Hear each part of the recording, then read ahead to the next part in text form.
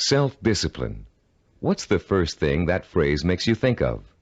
Unfortunately, for most people, the term conjures up images of strictness, long stretches of boring or irritating work, of self-sacrifice and self-denial. Nothing could be further from the truth. Truly self-disciplined people are not bored, unhappy, or suffering from any kind of deprivation. In fact, they have learned to give themselves the true joy that comes from pursuing and achieving their most cherished goals and dreams. What, then, is self-discipline really all about? The simple answer may surprise you. Self-discipline is your ability to systematically and progressively work towards a goal until you have reached it. It includes acquiring knowledge and skills.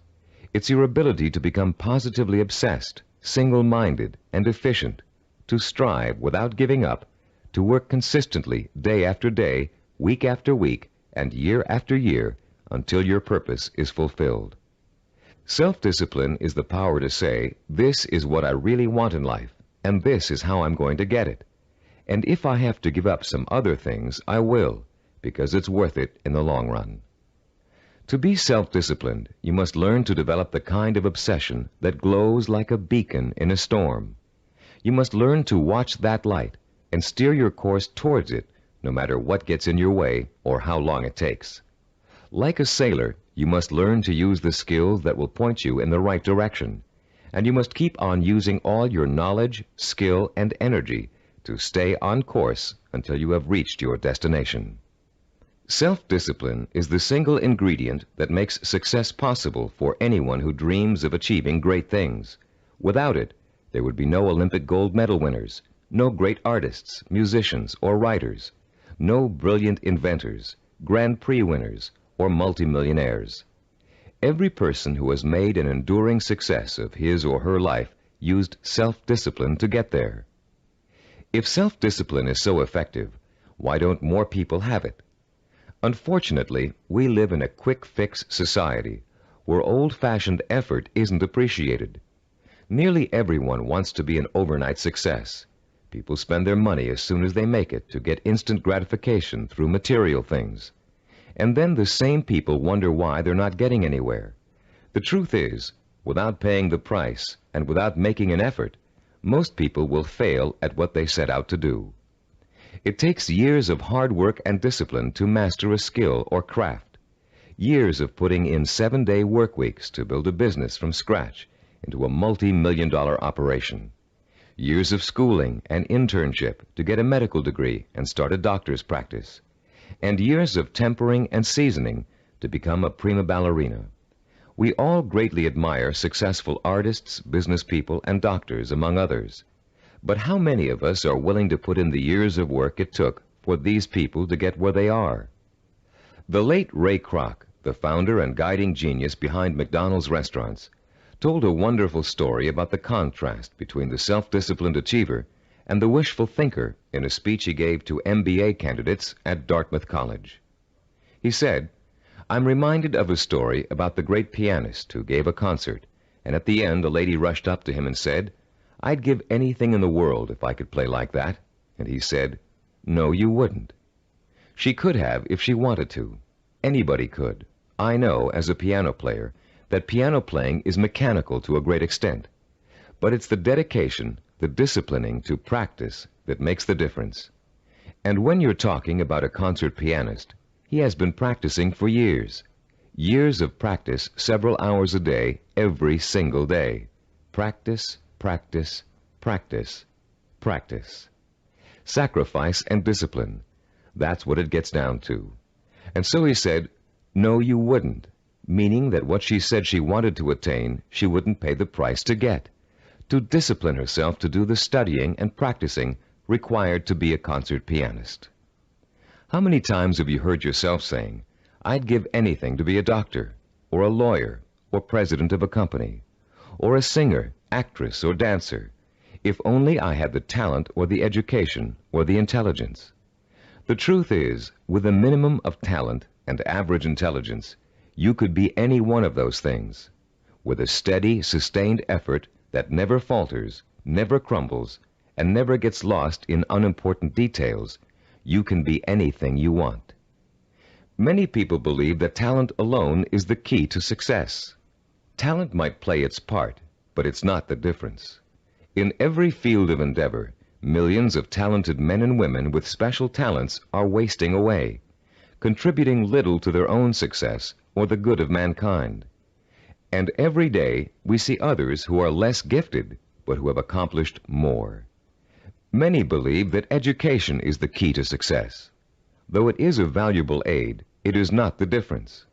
The educated derelict is a common sight, and so is the man or woman who has achieved phenomenal success without the advantage of a formal education. And many believe that intelligence is the key to success. Even though a person with a high degree of intelligence is fortunate and possesses the raw materials to be successful, the relationship between intelligence and accomplishment is something less than balanced. Every day we encounter highly intelligent people who barely get by, and their opposite number, men and women of average intelligence, but superior achievements. The one quality which sets one man apart from another, the one key which lifts one to every aspiration, while others are caught up in the mire of mediocrity, is not talent, formal education, nor intellectual brilliance. It's self-discipline. With self-discipline, all things are possible. It's the closest thing you could have to a wish-granting fairy godmother. Without self-discipline, even the simplest goal can seem like the impossible dream. In America today, the greatest cause of failure is the lack of self-discipline. Lacking self-discipline, millions of American dreams turn to ashes. With lofty visions of success, many people don't know that it takes more than wishful thinking, shortcuts, gimmicks, and get-rich-quick schemes to achieve excellence. Somehow, most people have lost sight of the age-old truth that anything worthwhile achieving takes time, organized, persistent effort, and more time. As you look around you, you'll see the many obvious fruits of the undisciplined mind: poverty, unhappiness, and drugs, the social cancer of a quick-fix society. But it is the not-so-obvious, more subtle effects of the lack of self-discipline that we address here, the raw power and potential of talented and intelligent people that lies dormant, unchanneled, and wasted, untapped and unfocused because of the inability of these people to commit and mobilize themselves to a course of consistent action. The lack of self-discipline is the #1 killer of achievement in America. Successful people have one thing in common. They set their sights on a goal and work every hour of every day towards reaching it. They learned what they needed to do to reach that goal, and they found a way to do it. If it meant taking on an extra job, they took the job. If it meant going to school at night, they attended evening classes. If it meant working countless hours 7 days a week, they worked the hours. If it meant relocating themselves and their families, they moved. Success consists of self-discipline, and self-discipline consists of doing whatever you have to do for as long as you have to do it to get where you want to be. If you truly want to seek your fortune, you must develop the inner strength to relentlessly pursue your vision day after day, week after week, month after month, year after year, until it becomes a reality. And it will become a reality. Stop and think about all the things you wish you'd accomplished, the things you know you could have accomplished if you'd only had the self-discipline to pursue them. Would you have gotten more education? Practiced and practiced at your favorite sport until you had a chance of becoming a pro? Learn to read and write music and play an instrument? Study engineering so you could design and sell the ideas you're always dreaming up? Actually, there are things you've accomplished through self-discipline way back in your childhood. Just think, how long did it take you to learn how to walk? For how many weeks and months did you struggle to stand upright? How many bruises did you get from falling down? And how many times did you pick yourself up and try again? You learned to walk because, as a toddler, you became obsessed with learning to walk. You were determined to learn, no matter how hard it was at first or how long it was going to take. Every step you took was a small victory, and every time you fell down, it was just an excuse to start all over. Children are naturally self-disciplined because children believe that everything is possible. Children don't say, "I can't do it." Children say, "I want to do it." When you want something badly enough, and when you believe in it strongly enough, self-discipline will get it for you. Self-discipline is the most powerful tool you own for bridging the gap between wishful thinking and real fulfillment. Without it, you can only stare, as author Amy Gross says, like a window shopper at the good things of life, and shrug and move on.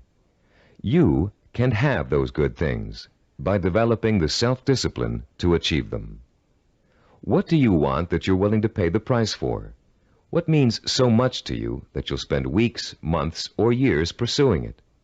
Start thinking about your most cherished dream, because with the power of self-discipline, you're finally going to be able to achieve it, and this program will teach you how.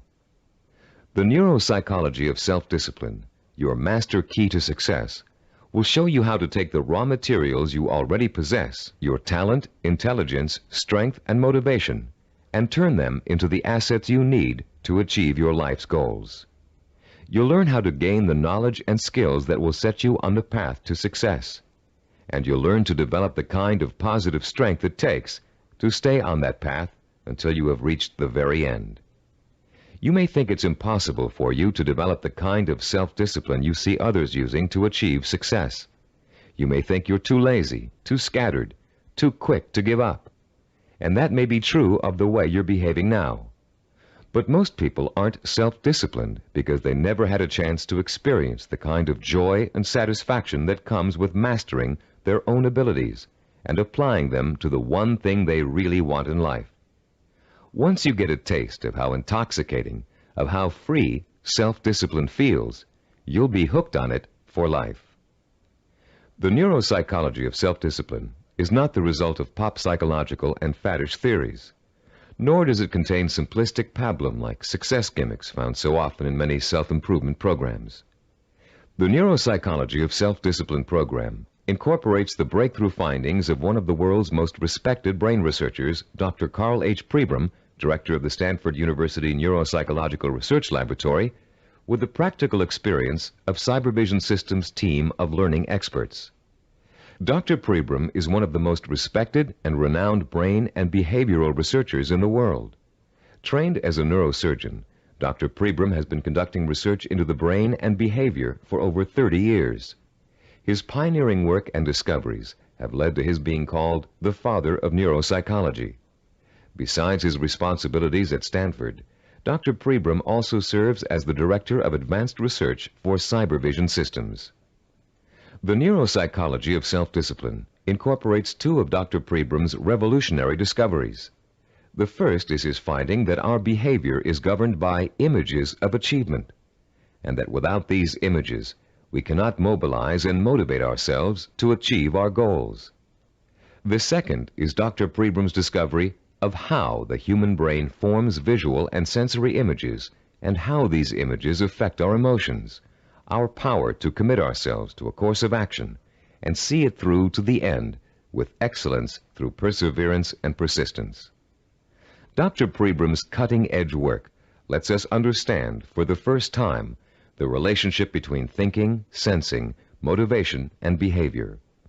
And by collaborating with Dr. Pribram, Cybervision Systems has been able to develop a powerful technology that enables you to harness your own mental processes and motivate yourself to develop the kind of iron will that will carry you through thick and thin to achieve your goals, achieve them well and completely, and enjoy the journey every inch of the way. You don't have to be a scientist to understand, apply, and benefit from these principles. All of the complex research, development, and testing has already been done for you. We've turned Dr. Pribram's research results into a simple but powerful technology anyone can use to learn the beauty and joy of true self-discipline. Your neuropsychology of self-discipline program centers around 3 points of organization. First, in Session 2, you'll be introduced to a description of 10 characteristics of goal-achieving, highly disciplined people.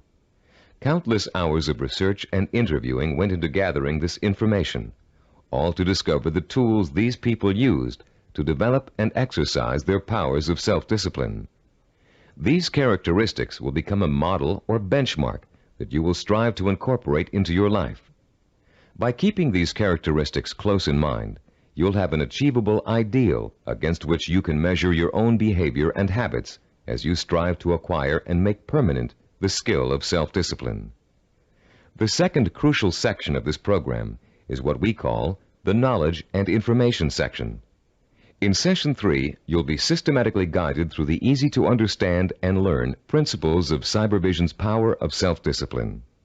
You'll learn once and for all that the power of self-discipline is the master key to your success.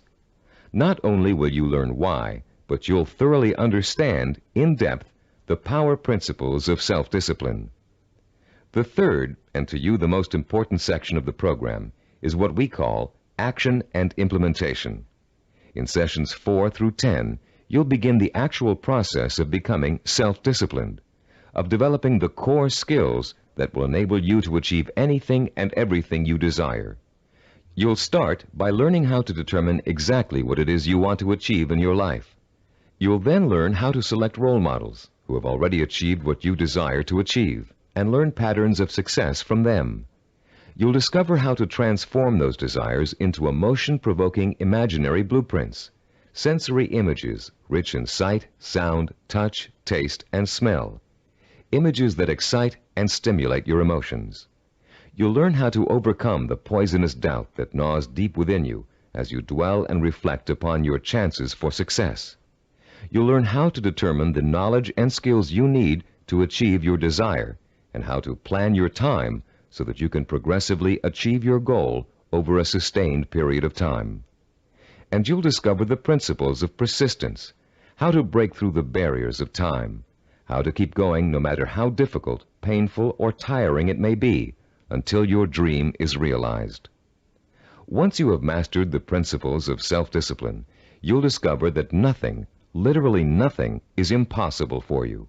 You will feel like a lean, hungry lion who has just been set free from temporary captivity, proud, aggressive, and equipped with the instincts and tools of survival. Included with this program is a personal study guide. It was designed to assist you in mastering the materials and applying the techniques contained in the audio cassettes. Use it well, for it will help you every step of the way in developing the power of self-discipline. Before you go any further with the audio cassettes, please read the introduction in the study guide. Complete the written exercises for this session, Session 1. Then prepare yourself to listen to Session 2 by first reviewing the background information on Session 2 in the study guide.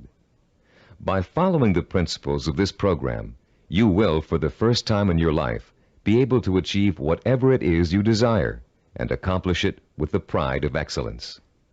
Talking about success is one thing. Anybody can do that.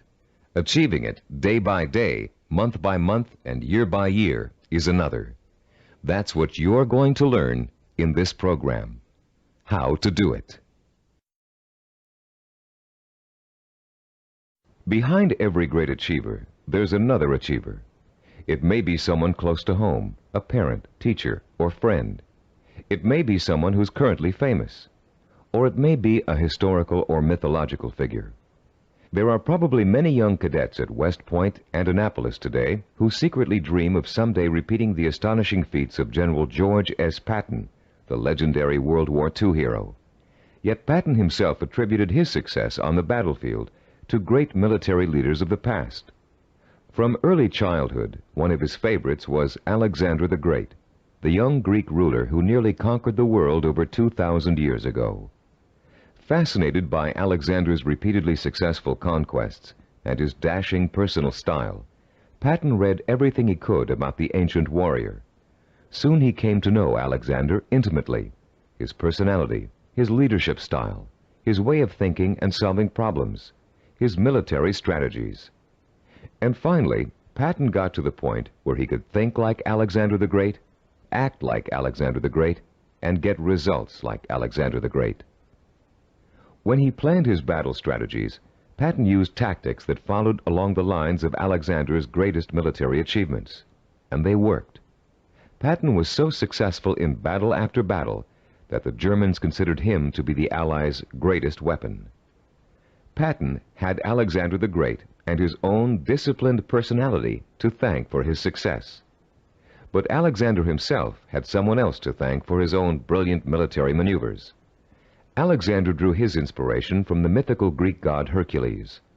After studying everything that had been written and that was known about the mythical god of courage and strength, Alexander began to pattern his thinking, personal style, and actions after him. There are countless other examples of the great learning from the great. Baseball champion Babe Ruth was once asked how he developed the hitting style that made people call him the king of the home run hitters. Ruth replied that he had simply studied and copied the greatest hitter of his time, a player called Shoeless Joe Jackson. Most, if not all, great achievers draw their inspiration, their style, and their strategies from role models. How much we eventually achieve in life may well boil down to one simple ingredient: the quality of the models we choose to emulate. All human behavior begins with models. We learn to walk, talk, dress, and feed ourselves by watching our families doing those things every day. But we learn more than simple everyday activities from the people who surround us as we grow up. We also learn how to think and behave by watching the way they do. Some people have excellent role models, successful parents, or a family friend who has achieved far beyond the ordinary. But having a role model is just the first step toward becoming a disciplined achiever. You must use that model, make it a part of your own personality in order to succeed. This program will take you through the entire process, from start to finish. In this session, you're going to start by being given a role model of your own, a model of the disciplined, motivated achiever. You'll learn the 10 dominant characteristics of that model and be able to compare your own behavior to it. And you'll also learn about its opposite, the undisciplined underachiever, and why that person is destined to fail. Years of research have gone into the creation of this model. Cybervision has studied people who have been successful in business, education, science, the arts, and other fields. These people were tested for the possible presence of dozens of characteristics and attitudes. And when all was said and done, Cybervision found 10 qualities that were common to every one of them. Understanding the characteristics of the highly disciplined achiever can be as inspiring to you as Alexander the Great was to George Patton. Together, they will form a living, breathing picture of the type of person who is highly self-disciplined and who gets things done. With this picture in front of you, you'll have a model to pattern your own behavior after, and you'll be able to begin to reshape your life along rewarding, achievement-oriented lines. As you listen to these 10 characteristics, compare your own behavior to each one. The idea isn't to become discouraged because you're not living up to an ideal. Rather, concentrate on rating your strengths and weaknesses so you'll understand from the beginning what areas you need to work on the most. Recognize that, as a Chinese philosopher once said, the journey of 1,000 miles begins with a single step. You've already taken that first step by acquiring and beginning to use this program. Now, let's discuss the 10 characteristics common among highly disciplined achievers.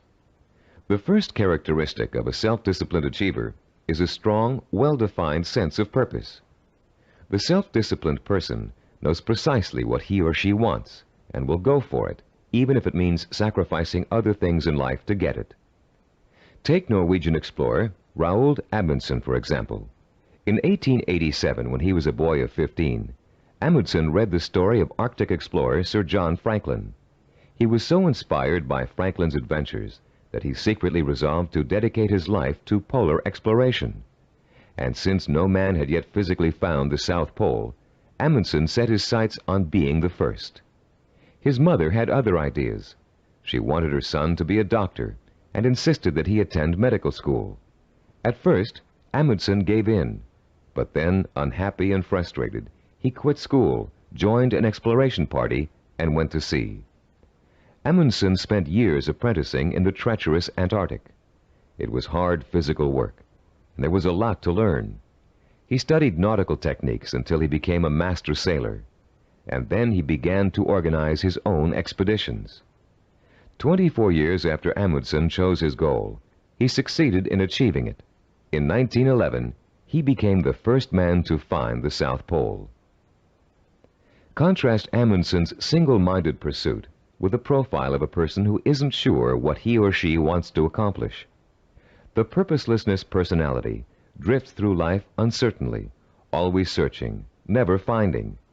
This is the type of person who changes jobs, leaves relationships, and starts projects but never finishes them. It's someone who never stays with anything long enough to become successful at it. People today are becoming more and more afraid of commitments. They're afraid of committing themselves to one career. They're afraid of committing themselves to one relationship. They're even afraid to commit themselves to staying in one place for very long. They talk about leaving their options open. Ironically, these people are very much committed to failure, because without a sense of purpose, they can't apply themselves to any one thing, and without applying themselves, they can never succeed. Look around you, and you'll see 40-year-olds and 50-year-olds who are still jumping from job to job, from relationship to relationship, always searching for an answer somewhere. They'll never find it. The second characteristic of the self-disciplined person is that he or she seeks out and uses positive role models, often called mentors. Patton found and learned from Alexander the Great. Roald Amundsen got his inspiration from Sir John Franklin. To be self-disciplined, you must find a mentor who can inspire you with his or her own example of discipline. This person will instill you with a sense of real possibility, the belief that if he can do it, so can I. The person who has no self-discipline tends to identify with and tries to emulate people whose values are quick fix. The undisciplined think success can be achieved through gimmicks, luck, or who you know. For this reason, they actually distrust and resent the truly successful. They cannot bring themselves to admit that it takes hard work and consistent effort to reach a lifelong goal. Rather than working to get their own lives in order, these people blame their lack of success on bad breaks. They will always have bad breaks until they give themselves a break. The third quality that distinguishes the self-disciplined person is the strength of his or her imagination. Self-disciplined people use a goal-setting technique called sensory vision.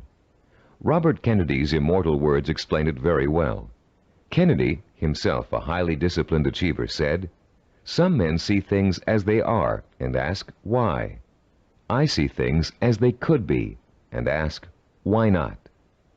The key to developing this kind of vision is learning to use your imagination in a clear, creative way. Once you've decided on a goal, you must learn to visualize the outcome with strongly detailed, sensory-rich images. You must learn to clearly imagine the rewards of success through sight, sound, touch, taste, and smell. The French have an expression, déjà vu, which means already seen. The self-disciplined, when they reach their goal, have this sense of déjà vu, because they have already been there thousands of times in their imaginations. You can be sure General Patton knew what victory felt like long before he fought his first battle. And for Roald Amundsen, reaching the South Pole must have felt like a homecoming. The great film director Alfred Hitchcock said that the actual process of directing a film was almost anticlimactic for him. By the time production started on each of his films, he had already visualized every single frame and every single camera angle so clearly in his own imagination that making the movie consisted of just going through the motions. Hitchcock began each project with a template of what he wanted clearly and firmly set in mind. Those who lack self-discipline also lack vision. They have only the vaguest images of goals they might, maybe, someday want to achieve. These people are quite capable of creating sensory-rich visions, but unfortunately, they tend to apply those visions to scenarios of failure rather than success. The fourth quality exhibited by the self-disciplined individual is what we call a positive sensory orientation. Achievers dwell on their own past accomplishments as proof of their ability to succeed. They won't admit to failure. In fact, it can truly be said that they don't know the meaning of the word failure. If things don't first turn out as planned, they just chalk it up to experience and keep on working toward their goal. Self-disciplined people are so eager to learn that they feel every bit of life experience just brings them closer to achieving success. They're not afraid to try new approaches if old ones don't work anymore. They never lose sight of their goal, but they're open to more than one way of achieving it. And this kind of positive attitude ensures that they will. Those who lack self-discipline waste precious time and energy dwelling upon past failures. Through a vicious cycle of negative reinforcement, they use those perceived failures as an excuse not to try again in the future. They develop a fear of failure, a fear of making the effort, and failure generates failure. If you're convinced you can't do something, you won't be able to do it. The characteristics we've discussed so far all add up to a quality called self-assurance. The self-disciplined have a strong gut-level belief in themselves and their ability to succeed that is truly unshakable.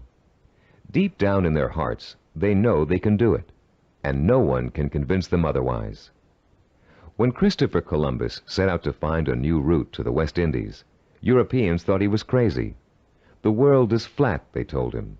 If you sail west, you'll fall off the edge and be devoured by monsters. But Columbus believed the world was round, and he stubbornly applied to every monarch in Europe until he found one who would finance his voyage to what turned out to be the New World. The disciplined achiever is fueled by self-confidence, but the undisciplined are hampered by self-doubt. This foreboding of failure haunts them in everything they attempt to do, and effectively slams the door shut on any possibility they might have of succeeding. The sixth characteristic that self-disciplined people share is their ability to plan and organize. The self-disciplined achiever knows how to take his or her goal and break it down into pieces that can be worked on one at a time. Priorities are set, and the important tasks are tackled at the beginning. This practical, methodical approach is the only way to achieve success, no matter what your endeavor. When Henry Ford designed the Model A, he had a goal in mind. He wanted every American to be able to afford to own a car, his car. But in those days, cars were hand-built, and the time and effort involved in making one resulted in a very expensive price tag. Ford knew he had to find a faster, cheaper way to build cars. So he patiently worked and planned out a radical new idea, the assembly line. Each person on the line would perform just one task, enabling them to perform it quickly, and an entire machine could be assembled in record time. People laughed and said it wouldn't work, but Ford had spent years planning it out in every detail, and it did work. The assembly line became such a success that other industries began to use it as well.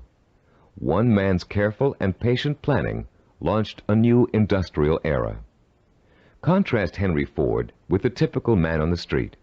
His attention is scattered, and he's disorganized. He either has no idea what he's going to do next, or he has so many irons in the fire that he can't keep track of them all. Maybe he's trying to start a business, but he's busy hiring employees when he still doesn't have any clients or office space. Maybe he's decided to switch careers, but he's already planning how to spend all the money he's going to make, even though he's going to need 4 more years of schooling before he can begin to practice his new career. This type of person is wasting time and energy. Without a detailed game plan, and without following that plan as closely as possible until you reach your goal, you can spend your life floundering among half-started projects and missed opportunities for success. Many people think all you need to be successful is a great idea, but without planning, organization, and hard work, the most brilliant ideas aren't worth a dime. Which brings us to the 7th characteristic common to self-disciplined achievers: their ability to acquire the essential knowledge and skills they need to put their game plan to work. Achievers recognize how important it is to learn, and they're willing to make the necessary sacrifices to complete their own personal education. Sometimes this means going back to school. Sometimes it means spending weeks or months gathering information on a particular subject and talking to the kinds of people who can help. Sometimes it means taking a new type of job just to acquire certain skills. What it always means is a commitment to learning what must be learned in order to make a goal achievable. If you want to become a doctor, you must first study pre-med, then go to medical school, and then complete your internship before you can set up a practice. Anyone who thinks he can become a physician without doing all of those things is just dreaming. If you want to run your own business, there are ways of approaching your business education. You can go to graduate school and get an MBA. You can work for someone else in the type of business you want to start and get hands-on experience before going off on your own. You can find a partner who knows how to run a business and take on less responsibility in the beginning, watching what your partner does and learning the essentials. Those without self-discipline are always looking for shortcuts. They take weekend courses and think they're highly qualified for a new profession. They listen to one person's advice and think they've heard it all. They try to start a business without business plans. Going through a real learning process is too much trouble. Why is it so much trouble? Because the undisciplined person lacks patience, the 8th quality on our list of self-disciplined characteristics. The kinds of patience Christopher Columbus and Henry Ford exhibited. The kind of patience engineer Washington Augustus Roebling demonstrated in finishing the building of the famous Brooklyn Bridge. Roebling's father, John Augustus, was the brilliant engineer who designed the Brooklyn Bridge and began overseeing the building of it in 1869. It was going to be the first steel suspension bridge in the world, a feat of engineering for its time. But the project had hardly begun when the elder Roebling suffered a fatal accident, and someone had to carry on. That someone turned out to be his son. Washington Augustus Roebling took over where his father left off, but just 3 years later he contracted Caisson's disease from spending so much time underground. The illness left him almost completely paralyzed, in great pain, and confined to a wheelchair for life. Some people would have given up the project under those conditions, but Washington Augustus didn't. Instead, he moved to an apartment in Brooklyn Heights that overlooked the bridge, and he sat all day at the window, watching the work as it progressed and supervising it from his living room. Messengers ran back and forth, conveying his instructions to the workers on the bridge.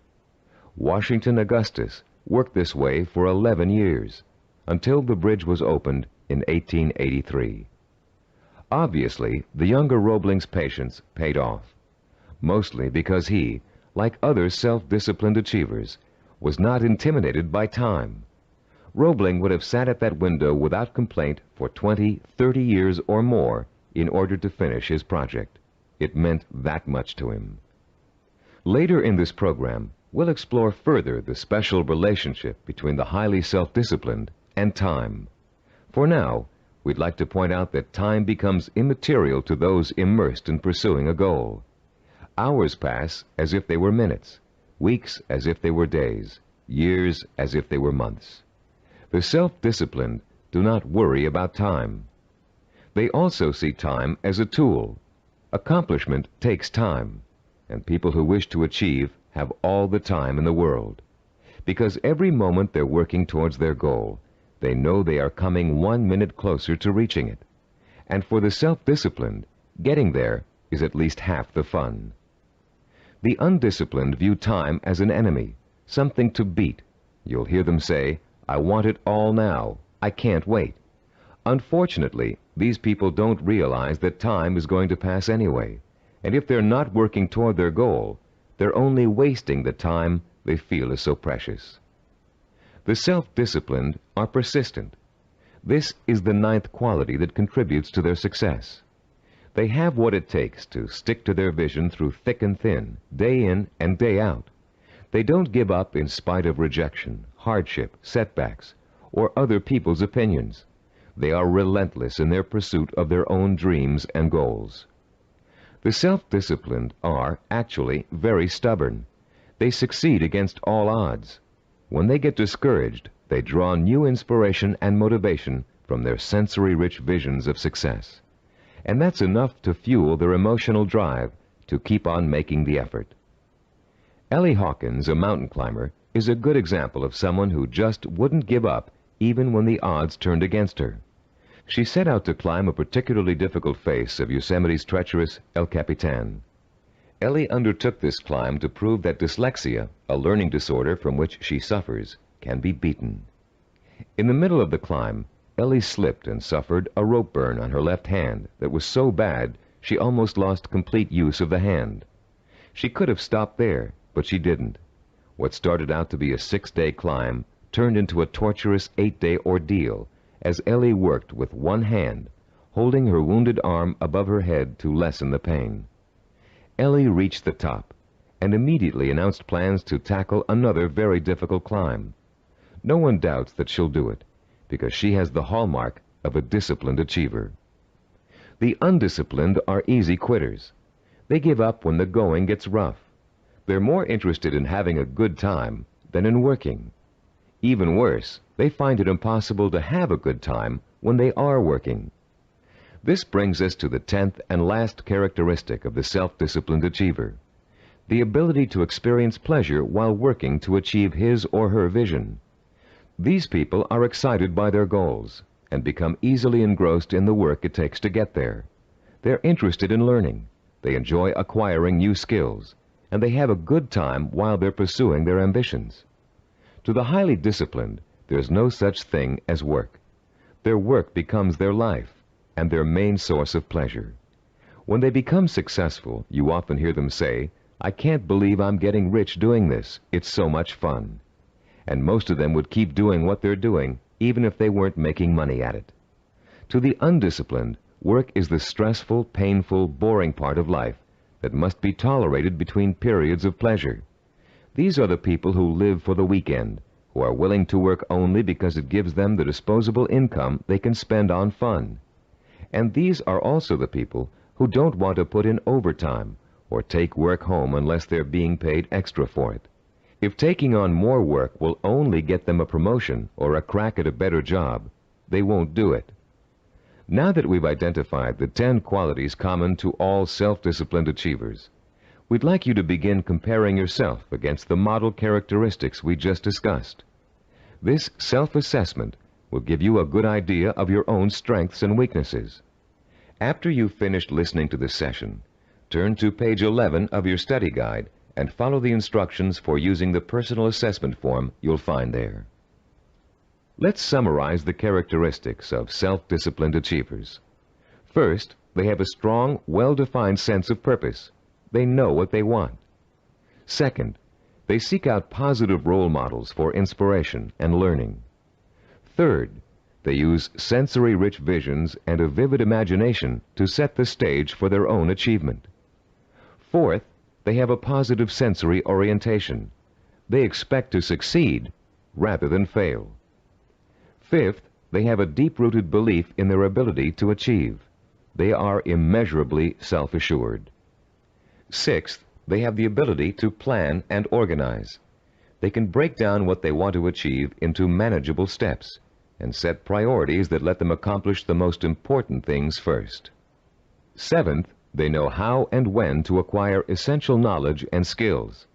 They're not intimidated by the thought of having to learn something new. Eighth, they have patience. The passing of time doesn't bother them. They'll keep working toward their goal for as long as it takes. Ninth, they persevere.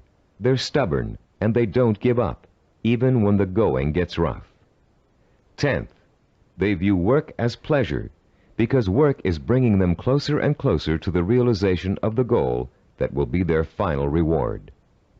Turn off the tape now and score yourself on the personal assessment form. When you're done, turn the tape back on.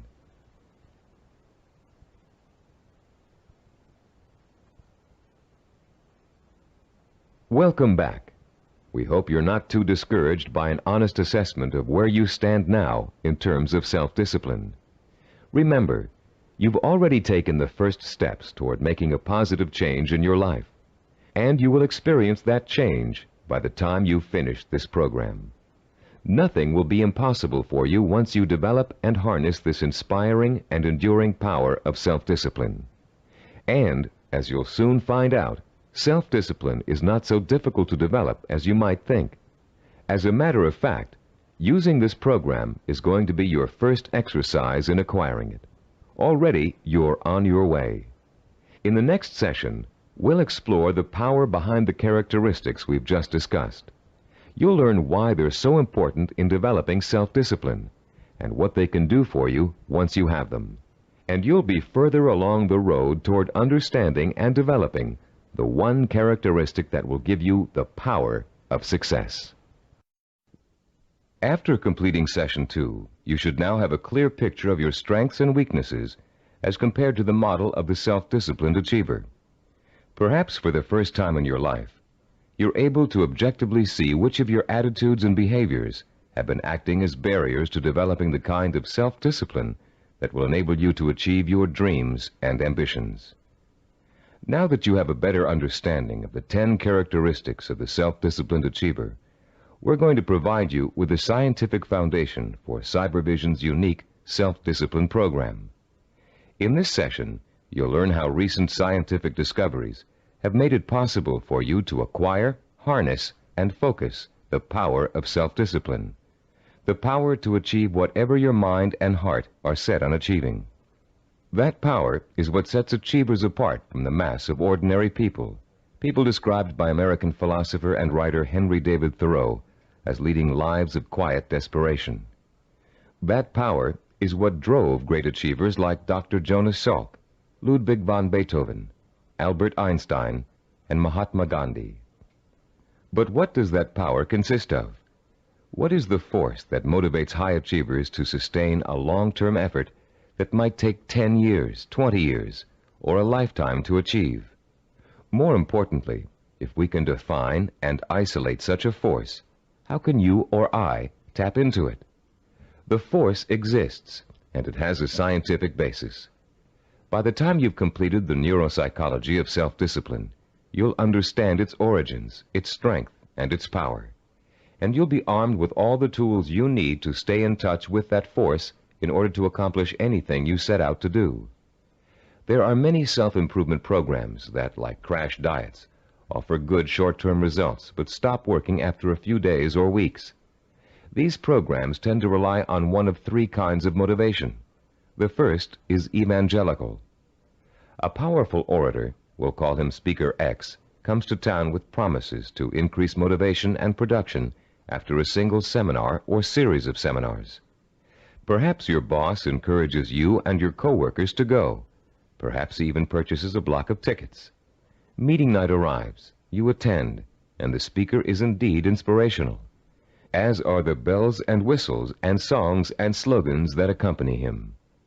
It is a fever-pitched, emotionally charged experience that Speaker X has to offer. As he exhorts you to live up to your enormous potential, to work harder, better, and more enthusiastically, to use your talents, to use your mind, you feel power welling up inside you, and the people around you are feeling the same kind of power inside them. Yes, you're all saying, we can be more productive, we can have a better attitude, we can get ahead if we want to. The very air becomes charged with mass enthusiasm. The next day, you're at your desk a half-hour early, and you work a half-hour past normal quitting time. The same thing happens the day after. You start planning new ways to accomplish your work more effectively. You're feeling happier about the work you're doing. And for the next few weeks, it looks like you're getting more work done in less time than you ever have before. But soon, your enthusiasm begins to fade, and your pace starts to slow down. Even if you have the audio tapes of the speech, it's hard to recapture and sustain the original emotion you felt in the presence of an inspired speaker. And of course, you no longer have the kind of group excitement and energy you experienced the first time around. You're getting tired and bored. Your boss sees productivity fall after an artificial peak, and sure enough, when the next motivational speaker comes through town, we'll call him Speaker Y, there's the boss with another block of tickets in hand. This evangelical form of motivation may get short-term results, but it creates an unhealthy dependence on external hype. It's like a drug addiction. You need more and more of an artificial stimulant to reach the same level of false well-being. When you get your shot of motivation, you become enthusiastic and energetic. When the shot wears off, you get sluggish and lethargic.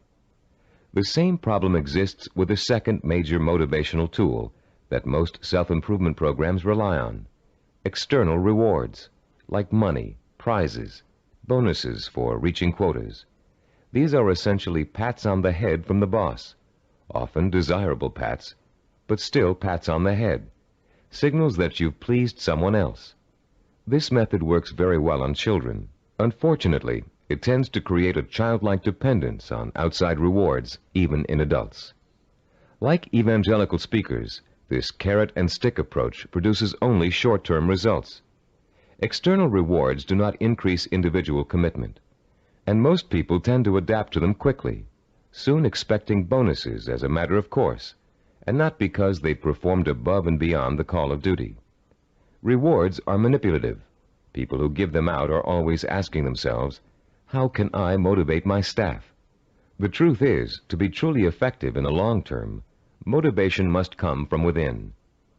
The third classic motivational tool is a familiar one, fear. Humorists Carl Reiner and Mel Brooks created a comedy album in the early 60s in which Reiner, as a journalist, interviews Brooks, who plays a 2,000-year-old man. Eager to know about life in the distant past, Reiner asks Brooks, what was the major form of transportation in those days? Brooks replies, fear. Fear transported you. Reiner is puzzled. Fear, he asks? Brooks responds, yeah, fear. You see, an animal would growl, and you would go 2 miles in a minute. It's true, fear is a great motivator. If you don't perform, something undesirable happens. You lose your job. There go the house payments, the car payments, the kids' college tuition, and so on. As the mental dominoes fall, you're motivated to keep performing.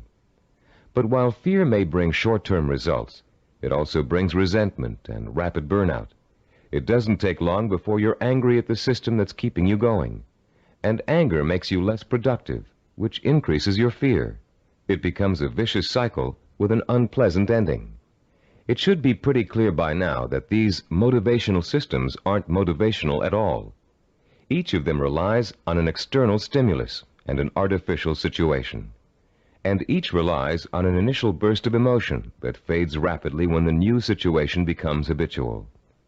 You may have tried several of these motivational or goal-setting programs in the past. Perhaps they even contributed to your sense of self-awareness. If so, you've no doubt learned that self-awareness alone is not sufficient to motivate change. It's easy to identify self-defeating behaviors. It's easy to plan strategies for eliminating them. It's easy to turn over a new leaf, but it's very difficult to sustain change for a long enough period of time for your new behavior to become as ingrained in your character as your bad habits were in the past. Having a roadmap is not enough. You need fuel. The key to developing self-discipline, the power to persistently pursue a long-term goal without giving up until the goal is achieved, is the fuel of internal motivation.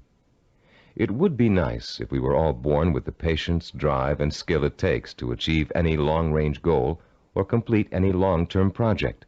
But we're not. Self-discipline is a learned behavior. Years of research at major American universities, primarily California's Stanford University, have proved it. And Cybervision's own research into the latest learning theories of behavioral scientists have confirmed that self-discipline is an acquired characteristic with a basis in behavioral science. The neuropsychology of self-discipline has been developed according to materials gathered from 2 major sources. Our information comes from our own research into the way human beings learn, and from the revolutionary discoveries about the structure and organization of the human brain made by Dr. Carl Pribram. Head of Stanford University's Neuropsychology Research Laboratory, Dr. Pribram is one of the most respected brain scientists in the world. Trained as a neurosurgeon, his research into brain function led to a deep interest in the behavioral sciences. His pioneering work in both of these areas led to the fusion of the two into the science of neuropsychology. As a neuropsychologist, Dr. Pribram studies how the nervous system and its component parts affects human behavior. Those studies have led to 2 revolutionary discoveries. The neuropsychology of self-discipline incorporates both of them. The first of Dr. Pribram's discoveries explains how the human brain forms visual and sensory images, and how those images affect our minds, our bodies, and our behavior. The second discovery is that our behavior is governed by images of achievement, neuronal blueprints of the skills and actions that determine our success or failure in the achievement of our goals. Let's discuss how each of these scientific discoveries leads us to understand the power and the origins of self-discipline. Many scientists and psychologists have believed for years that the human brain barely distinguishes a real experience from an imagined one. Best-selling self-help books like Psycho-Cybernetics, Think and Grow Rich, and others have used this belief as their foundation for motivation and change. This idea has also been the cornerstone belief of people involved in metaphysics and the human potential movement. The idea that the brain cannot tell the difference between a real experience and an imagined one has never been scientifically proven until Dr. Pribram's research showed us that it is true. But Dr. Pribram's research did not prove that, as many people think, all you have to do is imagine what you want, and through the magical power of the mind you will achieve it. If this were true, achievement would be easy. And as anyone who has tried to achieve a long-term goal will tell you, it is not. Put into its proper perspective, this concept of imagination is critical to achievement, but not because imagination possesses a magical power to attract success like a magnet. Imagination is critical to achievement because it evokes the power and emotion that stimulates and sustains the drive to achieve. The human nervous system responds emotionally to imaginary images rich in sensory detail, in sight, sound, touch, taste, and smell, as if they were real. In fact, the brain doesn't distinguish between sensory-rich imagination and reality. That's why the sight of a hand reaching for a murder victim on a movie screen can inspire the same terror, the same rapid heartbeat and rush of adrenaline as a real threat does. You can perform a simple demonstration of how an imaginary image affects the body's responses right now. Close your eyes and imagine for a moment that you're holding a firm, ripe lemon in your hand. Now bring the lemon up to your mouth and slowly bite into it. As your teeth break through the peel, penetrate the skin, and sink into the flesh of the fruit, imagine the juice exploding into your mouth. What did you experience during this exercise? Did you develop a feeling of bitterness and distaste? Did you pucker up in response? Did you begin to salivate, as you would if you really took a bite out of a lemon?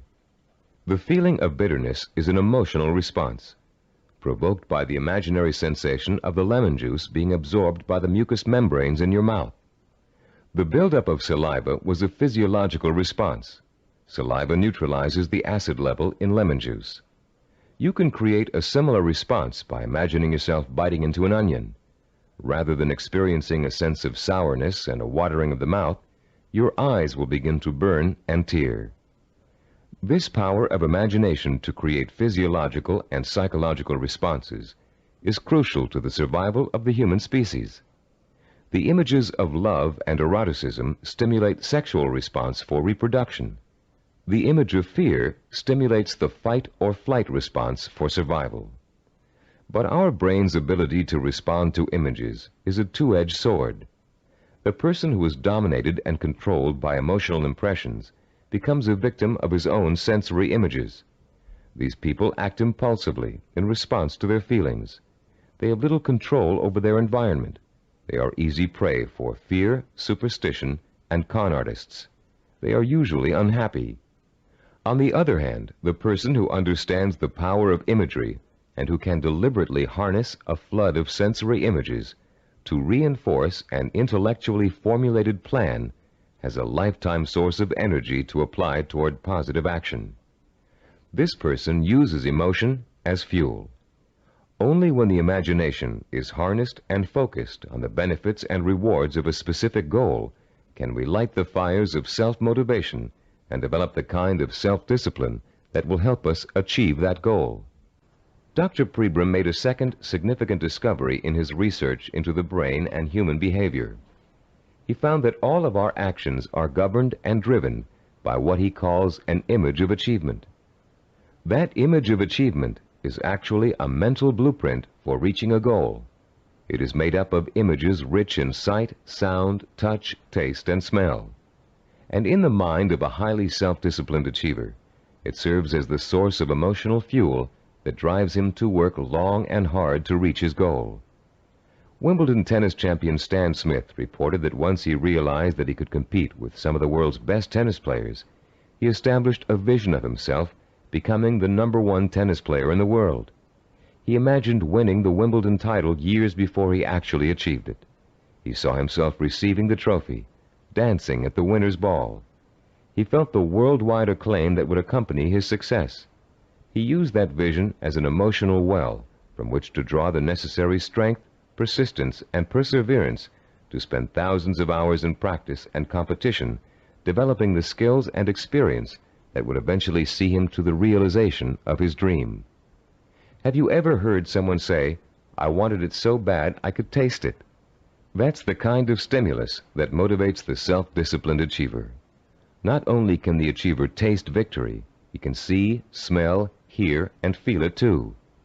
After years of research, we now know that such deep, sensory-rich images are the actual language of the brain. Although it is actually far more complex, the brain can be compared to a computer. Computers, also referred to as hardware, can do nothing by themselves. They are simply the vehicles for programs called software that tell the computers what to do. Think of the brain as hardware and the imagination, images of achievement, as software. Images of achievement tell your brain what to think, which in turn tells you how to act. The right images can set in motion a chain of events that will lead you towards any kind of achievement you can imagine. Author Joe Himes describes watching a Taekwondo master named Young Tai Lee practicing blows against a straw-covered board. Lee pounded his fist again and again against the board, oblivious to the fact that his knuckles were bleeding. When Lee's practice was over, Himes asked him whether his hand hurt. Lee replied, "Not until just now, when I thought about it." When Himes looked astonished, Lee explained further, "When I was striking the Makawara board as you came in, my mind was on my home in Korea. Though I was standing here, I was seeing the mountains I knew as a youngster and the children I played with, hearing their laughter and my mother's voice. I was unaware of the pain in my hand." Lee then told a dramatic story of his own Taekwondo master, who once underwent a sinus operation with only his own concentration for an anesthetic. "How was that possible?" Himes asked. "Regulate your breathing," Lee replied. "Fix your eyes and mind on something else, perhaps a rock or a spot on the floor or ceiling. Concentrate on that object, savor it, taste it, give it color, and smell the dimension. Let it absorb all your thoughts and concentration, and the pain will diminish." If we replace the word object in Lee's description with the word goal, we have the perfect description of a sensory blueprint. Concentrate on that goal, savor it, taste it, give it color, and smell the dimension. Let it absorb your thoughts and concentration. This ability to use sensory images to marshal one's powerful sensory impulses toward a goal is the essence of self-discipline. We are all born with imagination. Self-disciplined achievers have learned to use it to achieve even the most seemingly impossible goals. The self-disciplined achiever begins the journey to success with imagination. He asks himself, "If I can have whatever I can imagine, what do I want? What is my purpose?" When he has defined that purpose, he uses his imagination to create a vision of achievement, a sensory-rich image that will evoke an emotional response so strong that he is driven to action to bring his vision to life. And when he has achieved that goal, he uses his vision to create new goals, for the self-disciplined achiever never stops. He has learned such a powerful method for becoming successful that the pleasure of succeeding has for him become life itself. The self-disciplined achiever also uses imagination to change his goal whenever necessary. As images evoke emotion, and emotion propels him to act, he gets closer and closer to his goal. And the closer he gets, the more his reality changes. When it changes in such a way as to make his original goal either impossible or undesirable, he changes that goal to fit his new reality. The self-disciplined achiever creates a feedback system that ensures that he will never give up and he will ultimately achieve what he wants. This is where most people fall down. They're working towards a goal and suddenly circumstances interfere with that goal. They get sidetracked. Then when they try to get back on course, it doesn't work. Because their original goal does not fit their new reality, they think they have failed and they give up. In the same circumstances, the self-disciplined achiever uses his or her goal visualization as a reality check. If reality suddenly dictates that the original goal won't work, the goal must be altered to fit reality. The achiever has not failed. He or she has set a new course that will lead to success. Take someone who sets out to become an obstetrician. After 4 years of pre-med and 2 years of medical school, our self-disciplined achiever suddenly realizes that she's far more interested in becoming a neurologist. Should she drop out of medical school? Of course not. She'll simply switch her visual blueprint to another field of medicine and change her plans for where she'd like to intern after medical school. She doesn't think of herself as a failed obstetrician. She thinks of herself as a successful neurologist. Or take the businessman who wants to open up a retail store in his neighborhood. During the knowledge-gathering process of talking to other business owners, discussing loans and insurance with bank officers, and looking into buying franchises, he discovers that a retail operation won't really fit his particular talents or expectations. Instead, he realizes he's a perfect candidate for starting a direct marketing company. So he changes his vision and his direction to fit his new goal. For these people, the fire still burns, but the trial and error process of working towards their goal has led them in directions they wouldn't originally have thought to go in, and they will be successful because they're flexible enough to grow and change as their goals grow and change. The relationship between vision, self-motivation, and achievement can be condensed into an easy-to-understand 7-step formula for developing self-discipline. As we explain that formula, you can refer to your study guide and follow along as we talk about the 7 keys to self-discipline outlined in Diagram 3.1. The first step in developing the power of self-discipline is to create a purpose. You must define a cause to which you can wholeheartedly commit your time, resources, and energy. This cause points you in a direction. It gives you a reason for making the effort. It lights a small spark inside you that will soon begin to burn with emotion and drive. The second step is to find role models who have already achieved what you want to achieve. Study their life patterns, their methods and techniques for reaching their goals. Let their example inspire you, and realize that they are normal people just like you, but they are self-disciplined people. With the power of self-discipline, you can achieve as much as they have. With a firm purpose in mind and an exciting sense of possibility sparked by your role models, you'll find yourself developing a strong-willed emotional belief in your ability to succeed. The first small spark of hope is turning into a glowing ember of possibility. In the third step, you'll translate your feeling of possibility into a sensory-rich vision of success. At this point, with a vision rich in touch, taste, sight, smell, and sound in front of you, you'll make the leap from the possible, I think I can do it, to the heartfelt, I know I can do it. Your vision and your belief will fan the embers of conviction until they burst into a flame of emotion that incites you to action.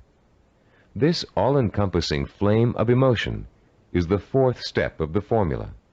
It is what gives you the energy, the creative power, and the desire to single-mindedly see your vision through to its successful completion. Motion is the root word for emotion. The original meaning of the word emotion is, in fact, a moving, a stirring, an agitation, which is precisely what happens when belief in your goal catches fire. The fifth step in our formula is planning, the first bit of action inspired by your emotion. Through effective planning, you can identify and map out the steps you need to take in order to make your vision a reality. You'll figure out exactly what you need to do to accomplish your goal and how long it will take. and turning your vision into a concrete goal will further fuel the fires of emotion and action. Once your vision has become a plan, you must acquire the knowledge and skills necessary to implement that plan. This is the sixth step in the formula for developing self-discipline. No matter how difficult the learning process might be, you continue to draw inspiration and fortitude from your vision. And each time you master a skill, your confidence in your ability to achieve increases. The seventh and last step in our formula is what we call persistence and perseverance. Persistence is staying with your vision, seeing it through to its completion, no matter how long it takes or how difficult it is. Perseverance is persisting in spite of setbacks, disappointments, and hardship. Once you begin acting to achieve your goal, your drive to sustain the forward motion, to persist and persevere, is constantly fueled by the strength of your initial vision. And as you get nearer and nearer to accomplishment, the vision becomes more and more real. As your vision fuels reality, and reality fuels your vision, your drive to achieve begins working like a giant breeder reactor. You put into motion a self-perpetuating spiral of vision, belief, emotion, motion, and reality. This formula for harnessing the essence of self-discipline will change your life. For the first time, science has given us the power to truly be able to change our own circumstances from the inside out, to understand what makes men and women overcome tremendous odds and obstacles to achieve greatness. For the first time, greatness is within the grasp of each of us. Through the understanding of the scientific principles that govern our thinking and behavior, we can, for the first time, program ourselves for success. In the next session, you'll begin to put the principles you've just learned into action. You'll learn a powerful sensory exercise which will let you determine your true goal. And once you've taken that vital first step, you can begin the exciting journey of action that will propel you towards the ultimate achievement of your heart's desire. At a recent workshop based on the neuropsychology of achievement, Cybervision President Stephen DeVore was asked an interesting question by a young corporate product manager. Mr. DeVore had been outlining the principles of goal setting when the product manager said, "You know, there's one problem I haven't yet solved. We talk about opportunities and goals, but there are so many opportunities to choose from, so many different directions we can go. How do you figure out exactly what you want to go for? How do you focus in on one choice among so many?" This session addresses that very problem, the problem of finding a purpose, and it isn't always easy. We live in a free society filled with opportunities for anyone who wants to take advantage of them. It's wonderful to have so many choices, but sometimes it makes choosing what you really want to do, your purpose, even more confusing than ever. Still, there are ways to narrow your choices down, and this session will show you how to do it. Through an exciting and powerful 4-point exercise, you're going to learn to pinpoint what it is you want most in life, out of all the things you may think you want. It will take some effort, some soul-searching, some creative thinking, and the outcome may surprise you. By the end of this session, you'll have chosen and defined what we call a macro purpose. The term macro means large or inclusive. Your macro purpose is equivalent to what creative people call the big idea.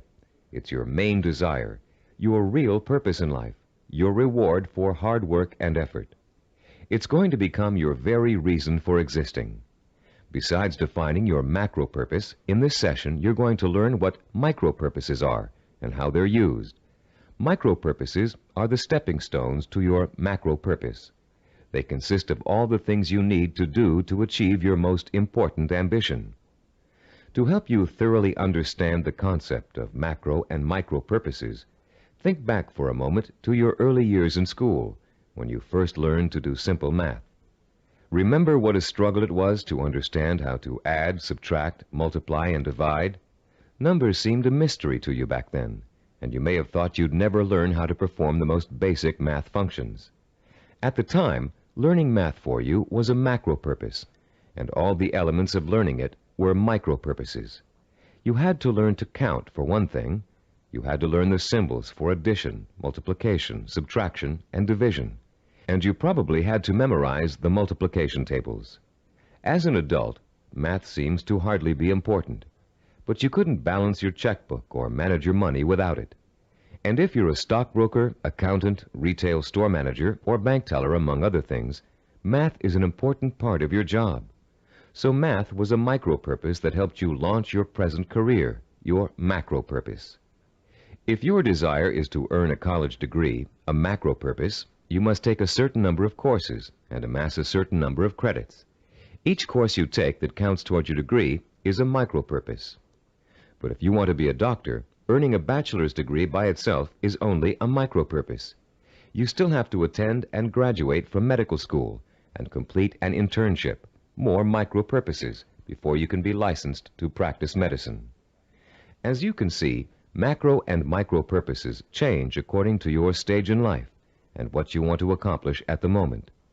A teenager may enter college with no clear idea of what he or she wants to do except finish school, the macro-purpose of the moment.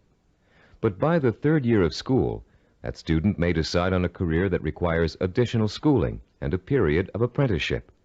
So finishing school becomes a micro-purpose, a stepping stone to a rewarding career. But macro and micro-purposes don't just apply to careers or lifelong goals. Setting a macro-purpose and determining what micro-purposes are necessary to achieve it is an excellent way to help you accomplish any goal, no matter how large or small. It's a logical and creative process that lets you organize your thoughts and actions to make your goal clearer, more rational, and easier to achieve. Just imagine for a moment that you're stranded alone in the wilderness on a freezing winter day. It's late afternoon, and there's no hope of rescue before the next morning. Somehow, you have to figure out a way to survive the bitter cold night, your macro-purpose. Your micro-purpose is keeping warm, and right off the bat you can think of 3 ways to do this. The first is to put on some more warm clothes, but you don't have any, so that choice is out. The second is to find shelter, but there's none in sight, and you don't have the time or the tools to build anything before nightfall. The third is to light a fire and keep it going through the night. Since the woods around you are filled with dry logs and kindling, this looks like a real possibility. But you don't have any matches, and as for rubbing 2 sticks together to start a fire, it never worked when you were a child, and you doubt that it will work now. There has to be another way. Looking around you for another solution to accomplishing your macro-purpose, you notice a sliver of broken glass on the ground, and there's still enough sun left for you to be able to feel its warmth. Picking up the glass, you hold it so the sun's rays can penetrate its surface and focus on a dry stick of wood underneath. In 10 minutes, the stick is burning. But your ordeal isn't over. After the fire is lit, you have to gather enough logs and kindling to last through the night, another micro-purpose. And then you have to force yourself to stay awake all or most of the night to make sure the fire doesn't go out. In the course of this harrowing experience, you've chosen a macro-purpose, staying alive, and defined all the micro-purposes that went into it. And if you succeeded in accomplishing all of the micro-purposes, you also achieved your macro-purpose. You survived. Defining your life's purpose and the steps you must take to achieve it may not be a life-and-death matter, but the principle works the same way. By the time this session is over, you'll have a macro-purpose, a clear understanding of what to focus your energy, talent, and intelligence on. And you'll be able to light your own inner fire and feed it with a life-enriching, emotionally compelling purpose. And purpose, as we've noted, is the starting point from which self-discipline and achievement spring. Your first step in determining your macro-purpose involves something everybody loves to do: play. You've already learned how important enjoying work is to the highly self-disciplined. To these achievers, work and pleasure are synonymous. Now you're going to get a taste of how easily this can happen. For the next few minutes, I'm going to ask you to work and play as you engage in a process called limitless wishing. Start by closing your eyes and relaxing. Imagine that you're on a beautiful, deserted beach, walking barefoot in the sand. A soft breeze is keeping you cool, and you're enjoying the sound of the waves splashing rhythmically against the shore. As you stroll along the water's edge, you see an object in the near distance that's half buried in the wet sand. The waves splash over its surface, then recede, leaving it exposed to your curious eyes. You wonder what it is, and you start to walk a little faster so you can reach it before it's engulfed by the next wave. In a couple of minutes, you're standing over it, still not sure what it is.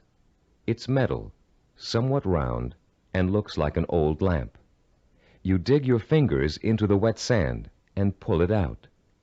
There's an inscription on the side of the object, but you can't read it clearly. You begin to rub some of the sand away from the oddly shaped letters. Suddenly, the lamp begins hissing, and it releases a cloud of what looks like steam or gas. Frightened, you drop it, but you continue to watch what the lamp is doing out of curiosity. Slowly, before your very eyes, the cloud begins to assume human shape, and soon you're looking up at the largest person you've ever seen. When it speaks, its voice is rich and kind, and its message is amazing. The genie thanks you for releasing him from hundreds of years of captivity inside the lamp, and according to the hospitality of his people, he offers you a reward for helping him. You have only to name 5 wishes, he says, and they will be granted. You can ask for anything, he tells you, as long as it is specific and humanly possible to achieve. At first, you refuse his offer, but as he continues urging you to accept, you begin to realize that no, you aren't dreaming, and yes, you really can have your 5 wishes. The possibilities start dancing before your eyes. Think long and hard about it. What are the things that will turn your life around and make you truly happy? What is it you secretly wish for, day in and day out, every day of your life? Take your time in deciding. This is too important for you to rush over. You may change your mind about your first choices after you've thought about it some more. When you do make your final selections, write each one down in the space provided on page 18 in your study guide. Start each wish with the term, I want, and write it in clear, specific language in the present tense. Turn your tape off now and decide what you will wish for.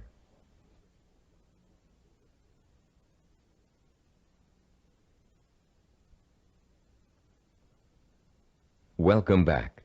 You now have in front of you a list of 5 wishes that your mind and heart told you are the most important things in life to you. Now, with a little imagination, you're going to create a scenario in which each of these wishes is fulfilled. This second step of our 4-part process is called wishful imagining. Close your eyes again and picture, in as much detail as possible, that your first wish has come true. If you wished for a great deal of money, imagine how your life has changed now that you've gotten it.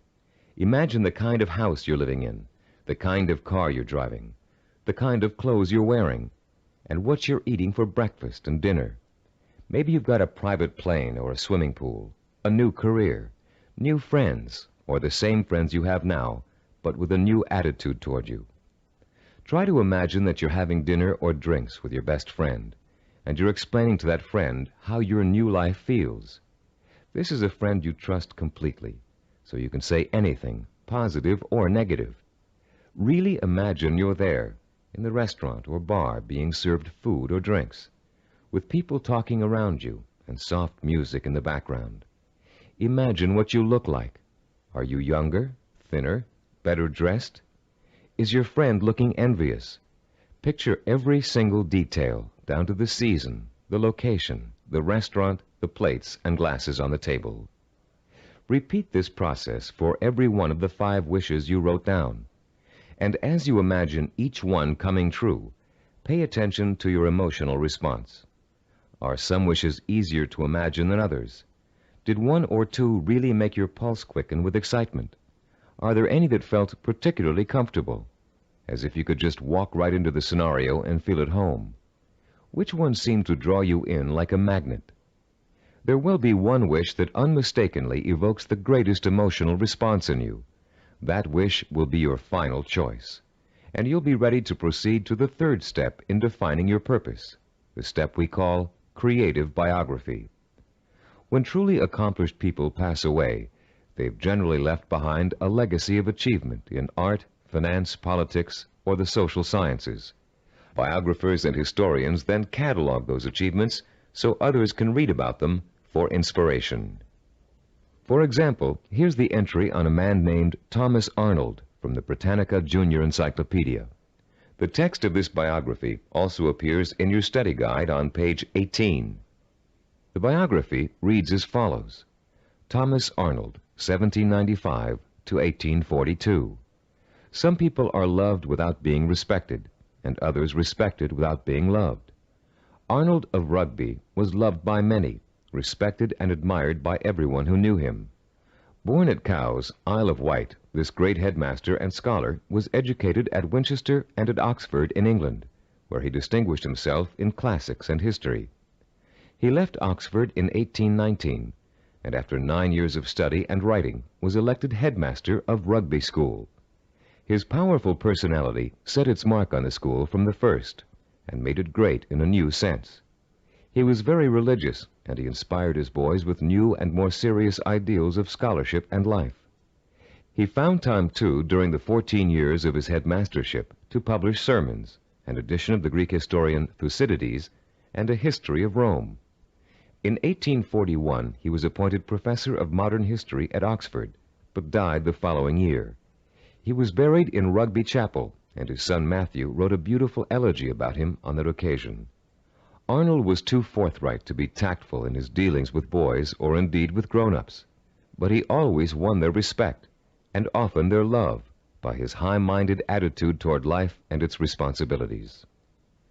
This entry can only summarize the lifelong accomplishments of a beloved teacher and respected scholar.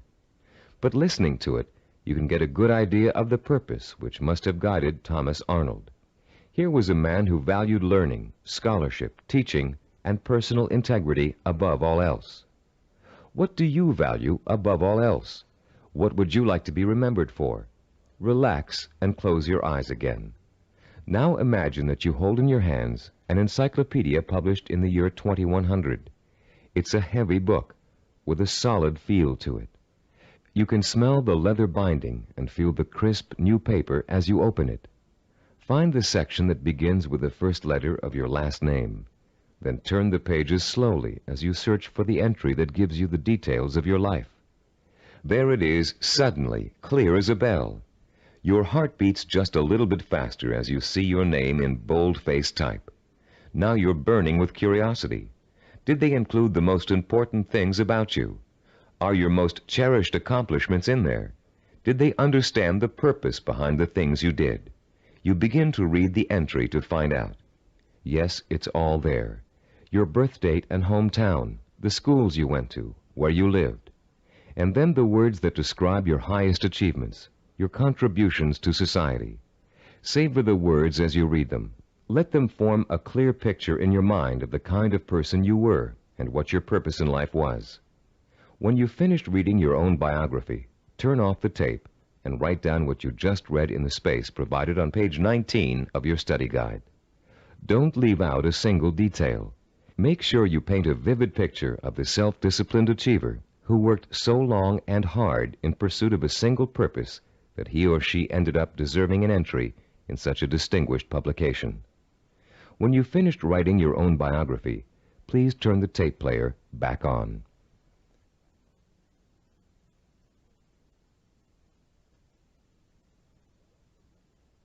Welcome back.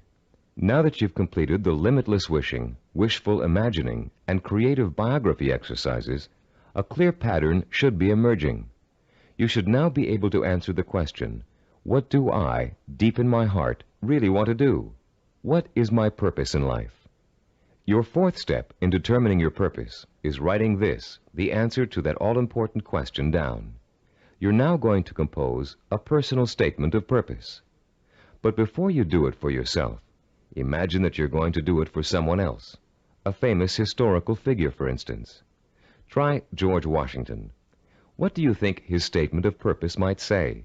After all, he accomplished a great deal, not the least of which was becoming the first president of the United States. But George Washington never actually intended to become the first president.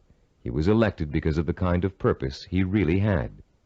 A purpose statement for George Washington might read, "I would like to use all my strength, courage, knowledge, and resources to secure liberty and freedom for all my fellow colonists."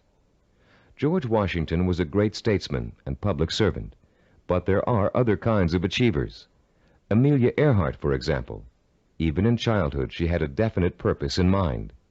It was not to be a famous woman aviator. That came later, as a natural outcome of what she really wanted to do.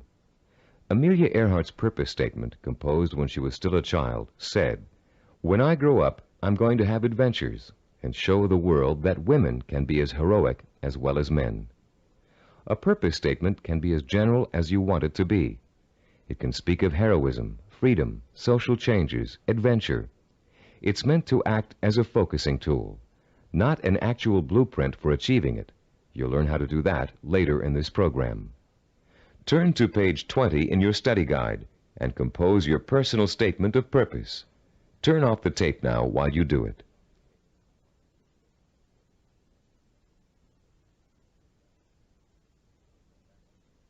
Welcome back again. You've come a long way in this session.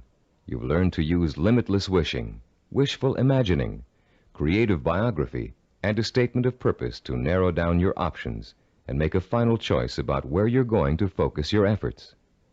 You've just used this four-part process to make a major decision about what you really want to accomplish and achieve in your life. But you can use it again and again, anytime you feel it's necessary, to aid you in making any kind of decision, from the smallest to the most important. This process works equally well for macro and micro decision-making.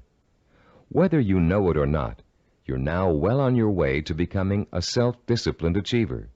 You've learned to use one of your richest natural resources, your intuition and imagination. You've discovered what it is you really want to achieve and have written it down as a statement of purpose. You've laid the solid foundation upon which the power of self-discipline is built. We'd like to congratulate you on what you've already accomplished. In our next session, you're going to learn how role models can inspire and teach you to achieve your lifelong ambition. In Homer's The Odyssey, one of the oldest surviving epic poems in the world, there is a character named Mentor. A wise and practical man, Mentor kept everything running smoothly at home, while Odysseus, the hero of the tale, went off for 10 years to have adventures. Mentor played his role so well and gave such wise and true advice that his name has become part of the English language as a representation of what he stood for. The American Heritage Dictionary defines a mentor as a wise and trusted counselor or teacher. This session is about mentors. Few achievers can ever reach their goals without them. Mentors provide you with the kind of inspiration, motivation, and example that can make the difference between achievement and failure. Mentors help you to develop the belief that anything is possible. And mentors allow you to learn through modeling, that is, emulating the person you'd like to be. In ancient civilizations, mentors were revered. In the 18th century BC, there lived a wise Babylonian king named Hammurabi. One of his greatest achievements was developing and drafting mankind's first set of civilized laws, known today as the Code of Hammurabi. This king was so wise that one of his laws required all men of learning and craftsmanship to pass on their knowledge and skills to the young through examples their students could follow. Hammurabi realized that without modeling, no civilization would last very long. There have been many changes in the past 3,800 years, but one thing has remained the same. Without modeling, learning and achievement are not possible. It is a rare person who can forge a new path in society without consciously or unconsciously imitating someone that came before him. It is a rare artist who develops a new style without first having worked in the style of a master he or she has always admired. But actual skills aren't the only thing you learn through modeling. Values, attitudes, and behaviors are also passed on from mentors to students. And whether you realize it or not, you've been a student of behavior all your life. As an infant, your eager mind quickly grasped everything that was going on around you. You watched and later imitated what your parents, siblings, friends, and teachers were doing. If you had good models, models of integrity and achievement, most likely you grew up to be an achiever yourself. But if your models reflected apathy or failure, you probably grew up to imitate many of the self-defeating and negative behaviors you witnessed in your early years. Most of us had models who could best be called middle of the road. Your parents may have had specific skills and abilities they were proud of, but fell short of being a good example to you in other ways. An older brother or sister may have possessed exceptional talent in an area where you couldn't possibly compete. As a result, you've probably been instilled with a mixture of negative and positive attitudes about yourself and your abilities to succeed. It's time for you to develop the kind of positive outlook that is critical to developing self-discipline. It's time for you to throw off the cloak of self-doubt and realize that when you acquire self-discipline, you have what it takes to achieve your goal. It's time for you to use that self-discipline to develop the knowledge and skills you need to achieve. And in order to do all those things, it's time for you to find mentors who have already accomplished what you want to achieve. You're no longer a helpless infant who can't pick and choose good models to learn from. As an adult, you have the intelligence and power to go out and find the kind of mentors who will inspire and teach you with examples of their own persistence and positive attitudes and behaviors.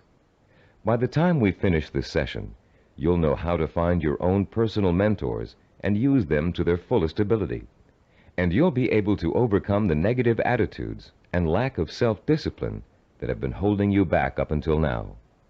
You'll learn how to identify your own personal role models using historical figures and the people surrounding you today.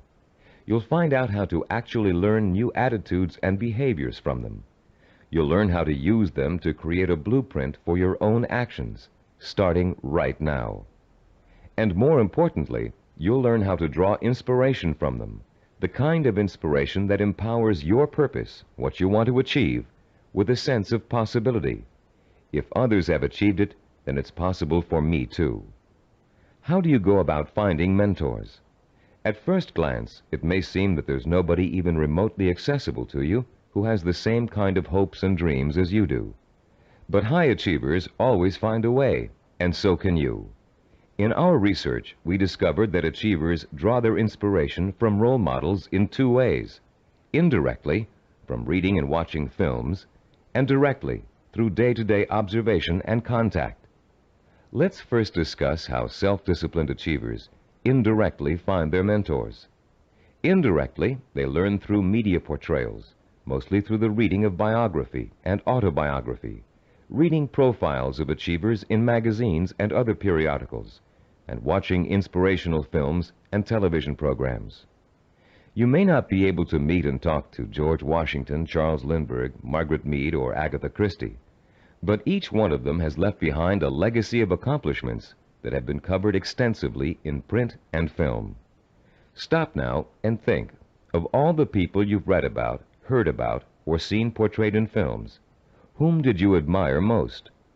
Whose story elicited a throb of recognition from you, a feeling that if you could be in anyone's shoes, that was the person you'd like to be?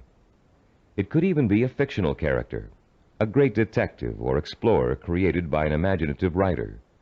But there had to be, and still has to be, someone you've always greatly admired and wished you could be like. After he made the film Rocky, Sylvester Stallone talked in an interview about the power of mentors and how his movie worked to inspire millions of people around the world. "I think there's a definite formula in reaching audiences," he said. "Provide them with heroes and heroines who have to pull themselves up from the depths of despair. And as they struggle and claw and finally attain their goal, the audience says, 'That's the kind of person I want to be.'" Stallone's character Rocky is the embodiment of a man obsessed with and driven by a vision rich in emotion and purpose, a self-directed achiever who overcame the odds through hard work, effort, persistence, and perseverance. Browse through the New York Times nonfiction bestsellers list this Sunday in your local paper. You'll find that half the books listed are biographies or autobiographies, testaments to people of enormous self-discipline and high achievement. Examples of the power of self-discipline are all around you. You only have to visit your library, your local newsstand, the closest movie theaters, or your local video store for inspiration. Your first step in finding a self-disciplined mentor is to search out books, magazine articles, and movies in which the main characters, fictional or real, have achieved something similar to what you want to achieve. And after studying these people, you can begin to answer the questions. What is it I must do to achieve my goal? What skills do I need to learn? How must I behave? What actions do I need to take? Your mentors will provide you with the answers. The self-disciplined have 3 direct methods of finding role models to learn from and emulate. The first is through personal acquaintances. They may have a friend whose business or personal successes have inspired them to take similar routes to the top. Or perhaps there's a family member who has achieved widespread recognition for outstanding contributions to the community. Because these mentors are close at hand, they can be watched from a front row seat. You can observe their attitudes, behaviors, and thinking patterns. You can notice how they solve problems. You can pay attention to how they behave when confronted with setbacks or victories. You can watch these mentors grapple with the issues of everyday life and the larger issue of achievement in a chosen area. But sometimes there just aren't any people who are that close to you who fit the bill of the self-disciplined achiever. You must find other methods of seeking out real-life mentors. The second way self-disciplined people directly find mentors is through what is commonly known as networking. Networking consists of building relationships with the people who can introduce and expose you to positive role models. Networking is not to be confused with social climbing. The primary motivation of the networker is to learn as much as he can from as many successful people as he possibly can. The main benefit from networking is the quality of the contacts you can establish. Contacts that will create greater opportunities and put you in the mainstream of successful, self-disciplined role models. The third source of finding models directly is apprenticeship, learning directly from a master mentor. The concept of apprenticeship may seem old-fashioned in a world of computer-assisted learning and mass public education, but most of the high achievers we studied apprenticed themselves in some fashion to a mentor who could pass on his or her skills through intentional, personalized learning. Apprenticeship is extraordinarily common in the arts, trade crafts, business, medicine, law, politics, teaching, and sports. Leaf through any encyclopedia and notice how many of the achievers profiled learned their skills under the tutelage of a master mentor. Some people are obvious masters of their craft and easy to pick as mentors, but sometimes it isn't so obvious, especially when it comes to business or professional achievers. How can you choose among several possible candidates? How can you pick the person who is most likely to provide you with the inspiration and example you need? In Session 2, you used an assessment form to compare your own behaviors, habits, and thought patterns against the 10 positive characteristics of the self-disciplined achiever. On page 25 of your study guide, you'll find a similar form that you can use to identify the strengths and weaknesses of prospective mentors, with instructions on how to use it. Put this form to work for you as you seek out that special person who can help you achieve your most cherished dreams and goals. When choosing a mentor of any kind, pay particular attention to how he or she developed the knowledge, skills, and abilities it took to reach his or her goal.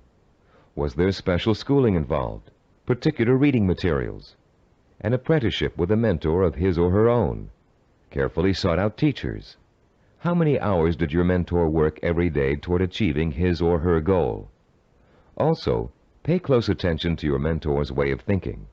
Be sure to choose someone who handles stress and pressure well, someone who responds to difficult problems by coming up with creative solutions, someone who loves what they do but still finds time for important personal relationships. The highest achievers work hard but are not workaholics. They still find time to enjoy their friends and families. Look for a mentor who has learned not to waste time and who has mastered the art of juggling a heavy schedule while staying calm and in full control. This will be an important trait for you to imitate, and find someone who neither capitulates to everyone around him, nor is so arrogant he won't listen to the opinions of others. You'll want to learn how to listen well, and then make your own decisions. In looking for all these traits, remember that your mentor is still going to be human and have faults. This is one of the most important things you can learn about your role model. In spite of great success, wealth, and the admiration of friends, family, and the community, he or she makes mistakes just like you. Rather than being disappointed in your mentor, you should rejoice over his or her human failings, because those failings mean that anyone can succeed just as they did. If it was possible for an imperfect person with one all-important goal in life to make that goal come true, you can do it as well. At Cybervision Systems, we've developed a number of sports training videocassettes that use a new and revolutionary learning technique. These videocassettes feature some of the world's greatest athletes, highly self-disciplined achievers who have won world championships and Olympic gold medals. And in the casual conversations we've had while working with these athletic stars, each one has revealed that he or she had a mentor whose skills, attitudes, and behavior served as an example of how to achieve. One of the things that struck us during these conversations was the fact that most top athletes were just as intimidated as you and I might be the first time they met their role model heroes, for lack of a better word. The idea that a major league ball player of undisputed talent might be quivering like a school kid in the face of their lifelong hero made us feel pretty normal, actually. I think we all feel a sort of psychological barrier when it comes to measuring ourselves against our role models. But as the athletes we talked to discovered, that barrier can be overcome quickly and easily. Each of them described the eventual realization that came from playing on a team with a personal hero or from riding the same pro circuit. The realization? As Olympic gold medal skier Jean-Claude Killy put it, everybody puts his pants on, one leg at a time. What each of them realized was that they too could easily perform like the role model they idolized. The idols, viewed close up, turned out to be as ordinary as the worshippers. They realized how great an opportunity they had to learn from their hero. Discovering that their idols were human and fallible, they began to believe deep within their hearts that they could equal or even surpass their idols' accomplishments. Though the role models you choose have developed tremendous strengths that have made them successful, they also have many weaknesses.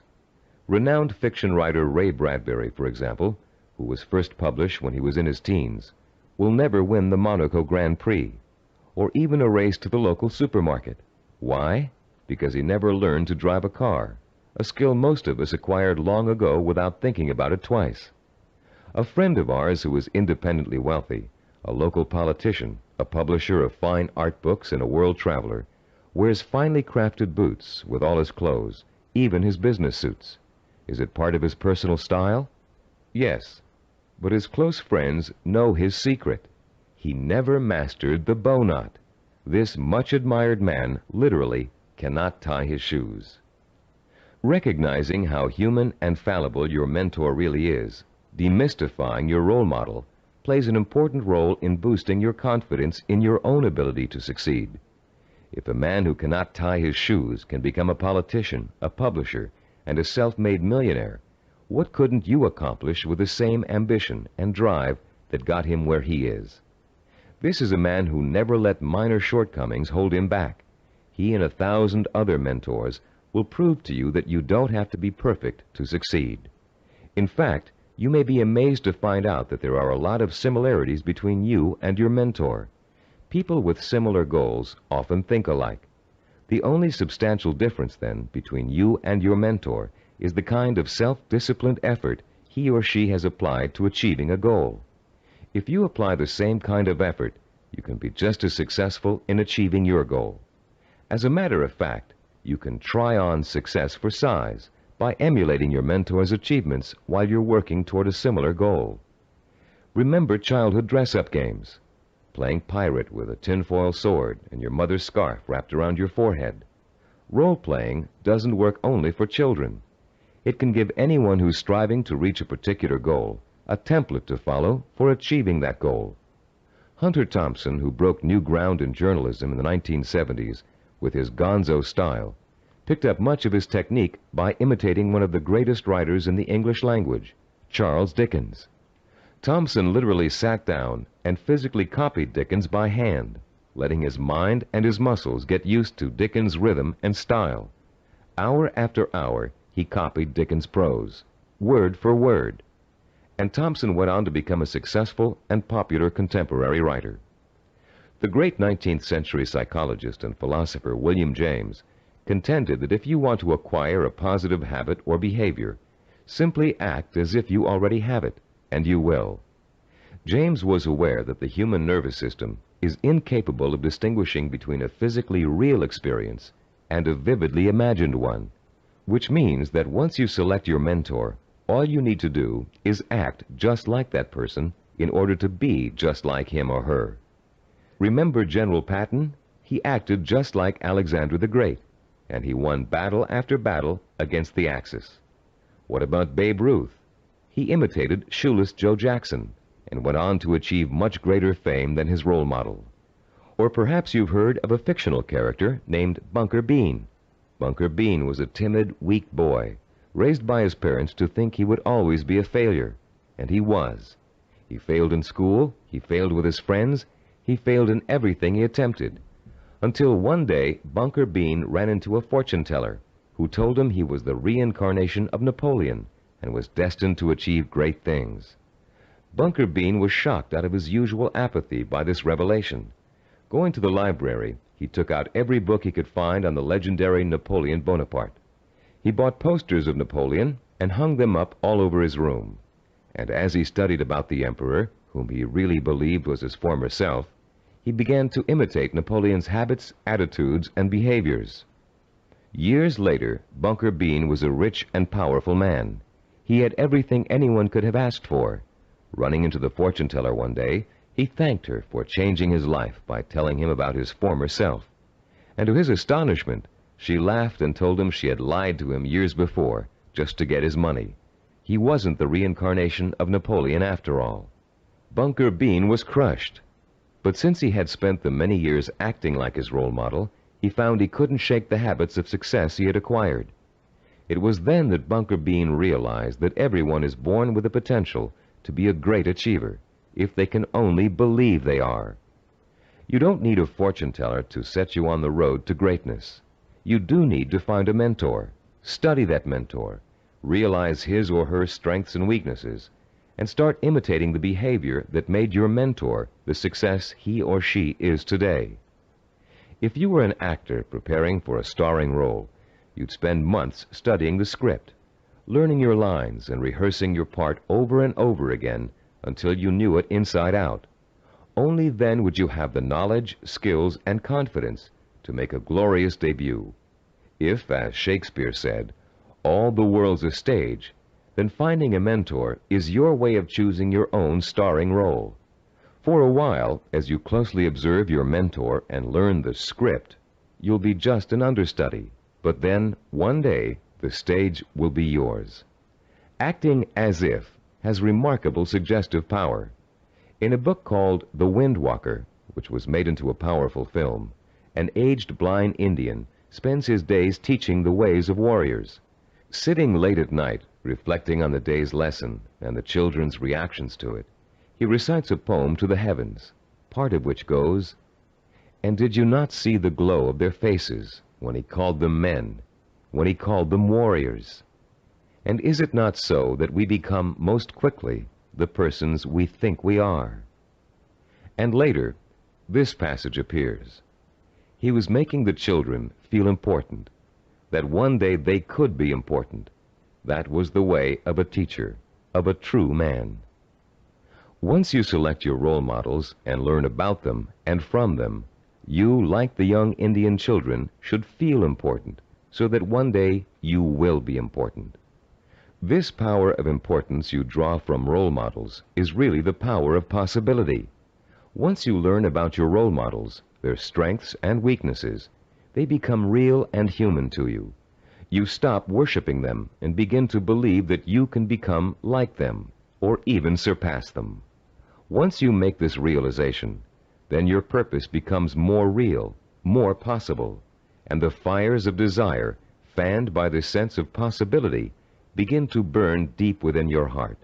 And then, and only then, can you successfully begin the process of working persistently and progressively toward your vision and purpose. We're now reaching the heart of the action section of this program. In this session, you're going to learn how to transform your purpose into sensory-rich, emotion-provoking images of achievement. But before we do, let's quickly review the kinds of actions you've taken so far to begin your journey to achievement. In Session 4, you learned how to determine your purpose, the goal that represents the true desire of your heart and mind. This purpose is so important to you that you're willing to dedicate a great deal of time and energy to achieving it. It gives you a reason for living, and a reason for becoming the kind of self-disciplined achiever who can make it happen. In Session 5, you learned how to identify models of achievement, people who have already attained goals similar to yours. You learned how to turn those models into personal mentors, people who can inspire and teach you to achieve in much the same way they did. You found out how to isolate and identify their talents and habits. You also learned to use your mentors to create a strong sense of possibility, a feeling that if they could do it, so can you. With a clearly defined purpose and a strong feeling of "it's possible for me," you have already broken through the chains of failure that shackle and bind more than 90% of mankind. Most people don't have a purpose. They don't think that they're capable of achieving anything worthwhile. Now you're ready to take another giant step on the road to achievement.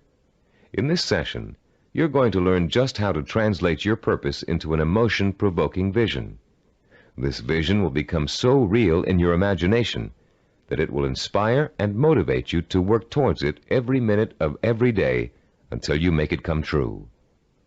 What we call your vision of success is a clear, sensory-rich, highly detailed mental picture of what you want to achieve and the rewards you'll experience as a result of its achievement. When this vision of success is linked to your purpose and a strong sense of possibility, it will, like a hot branding iron, burn itself deep into every fiber of your being. Not only will you become obsessed with this vision, but you'll also develop a sense of deep belief in your ability to achieve it. Your vision allows you to make a quantum leap from the sense of possibility to the sure-fired conviction that I know I can do it. You're about to learn a simple but powerful 4-step process for transforming your purpose into a sensory-rich goal.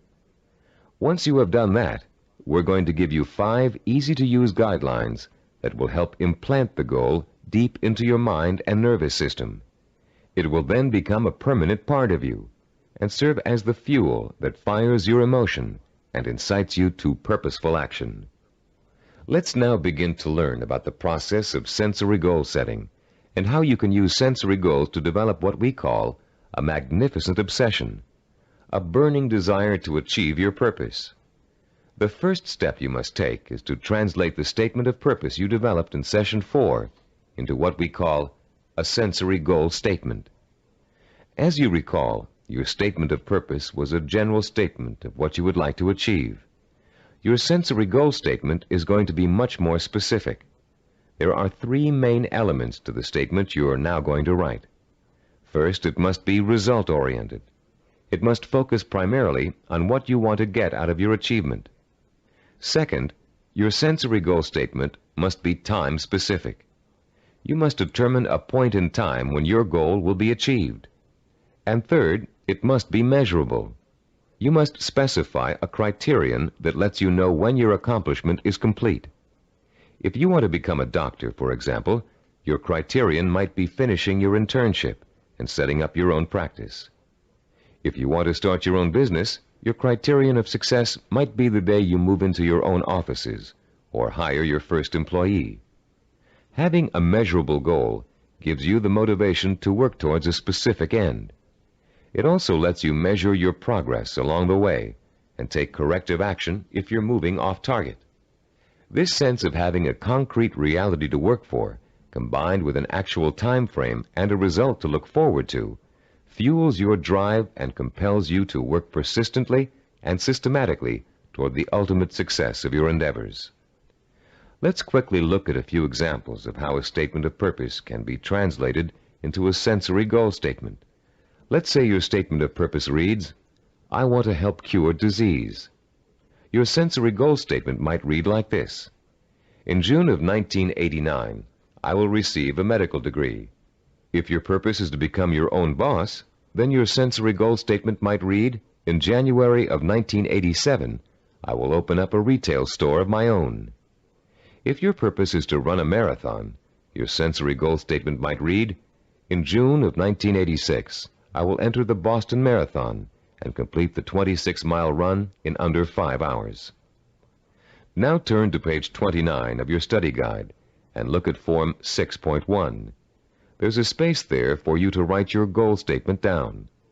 Take a moment now to compose and write your sensory goal statement in the space provided. I'll pause for a minute while you do this.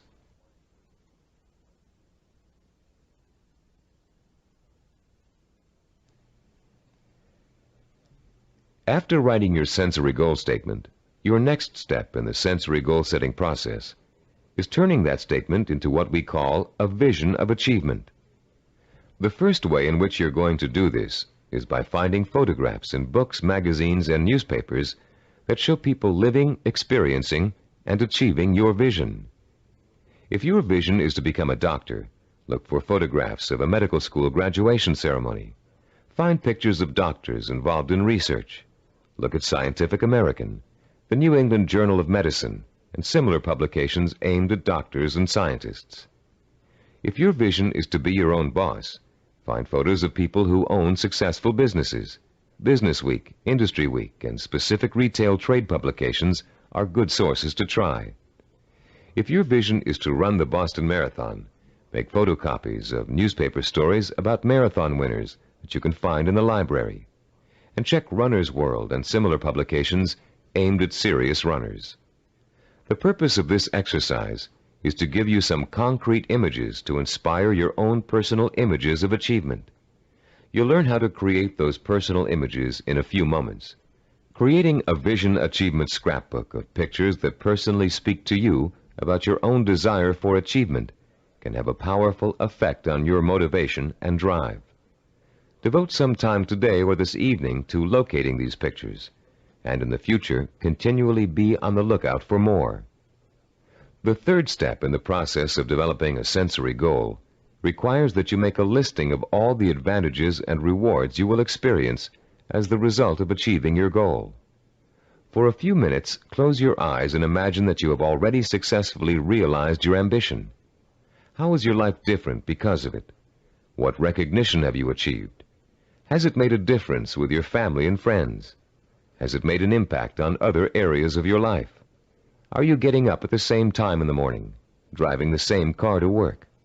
Are you going out more in the evenings, wearing different clothes? Turn to page 31 in your study guide, and in the space provided on Form 6.3, write down every single reward you can imagine resulting from the achievement of your goal. Don't just write down the general rewards, get as specific as possible. For instance, running the Boston Marathon may greatly boost your self-confidence and increase the respect you get from family and friends. But training for it will also get you into superb physical shape, meaning you'll have more energy, more stamina, more drive. You'll look better, feel better, sleep better, and do a better job at work. Use the photographs from your scrapbook to help you identify all the rewards you can think of that are associated with your goal. And when you're finished writing them down, you'll be ready to translate them into a vision that will stimulate your emotions, provoke your desire, and incite you to positive action. Close your eyes for a few moments and imagine that you have just achieved your goal. Where are you? What do you see around you? Are you indoors, outdoors, in your own home, at the office? Who are you with? Notice every tiny detail of your surroundings, including the texture of wallpaper, the color of the sky, the faces of the people you're with, the clothes they're wearing. Pretend you're going to have to draw a picture of this scene in a moment, so you really need to focus in on every little item so as not to forget it. Now, holding that visual image before you, switch your focus to sounds. What are you hearing? Are people talking to you? Are they congratulating you? If so, what are they saying? Are you hearing the voices of your parents, your spouse, your children, your friends? Are you all watching TV, where a famous newscaster's voice is reciting the story of your achievement? Maybe there's a party being held in your honor, and you can hear music in the background. Concentrate on every single sound you can hear and differentiate. Now, let's add the sense of touch. Are people shaking your hand? Do their hands feel smooth, rough, warm, cold? Are the grips firm or slack? Are you being patted on the back, hugged by your family and friends? Is someone pulling at your sleeve to get your attention? Next, imagine the prevalent smells that are surrounding you. If you're in the middle of a celebration, can you smell the food on the buffet table? Is the fragrance of champagne wafting up from the glass you're holding? Can you smell people's perfume or cologne? Now concentrate on taste. Are you sipping that champagne you were holding a moment ago, eating hors d'oeuvres? Or is the taste of success so sweet that you don't need or want any food? Finally, what are you feeling emotionally? Pride? Satisfaction? Maybe you're feeling relief that the hardest work is behind you. Maybe you're feeling the power of your new position. Perhaps you're feeling the exhilaration that comes with knowing that having achieved what you did, you can now achieve anything. You might even be feeling humble, having come face to face with weaknesses you never knew you had during the long, hard effort to reach success. After you have awakened all of your senses to the sight, smell, taste, touch, sound, and feeling of success, turn to page 32 in your study guide and complete Form 6.4, entitled The Sensory Vision Worksheet.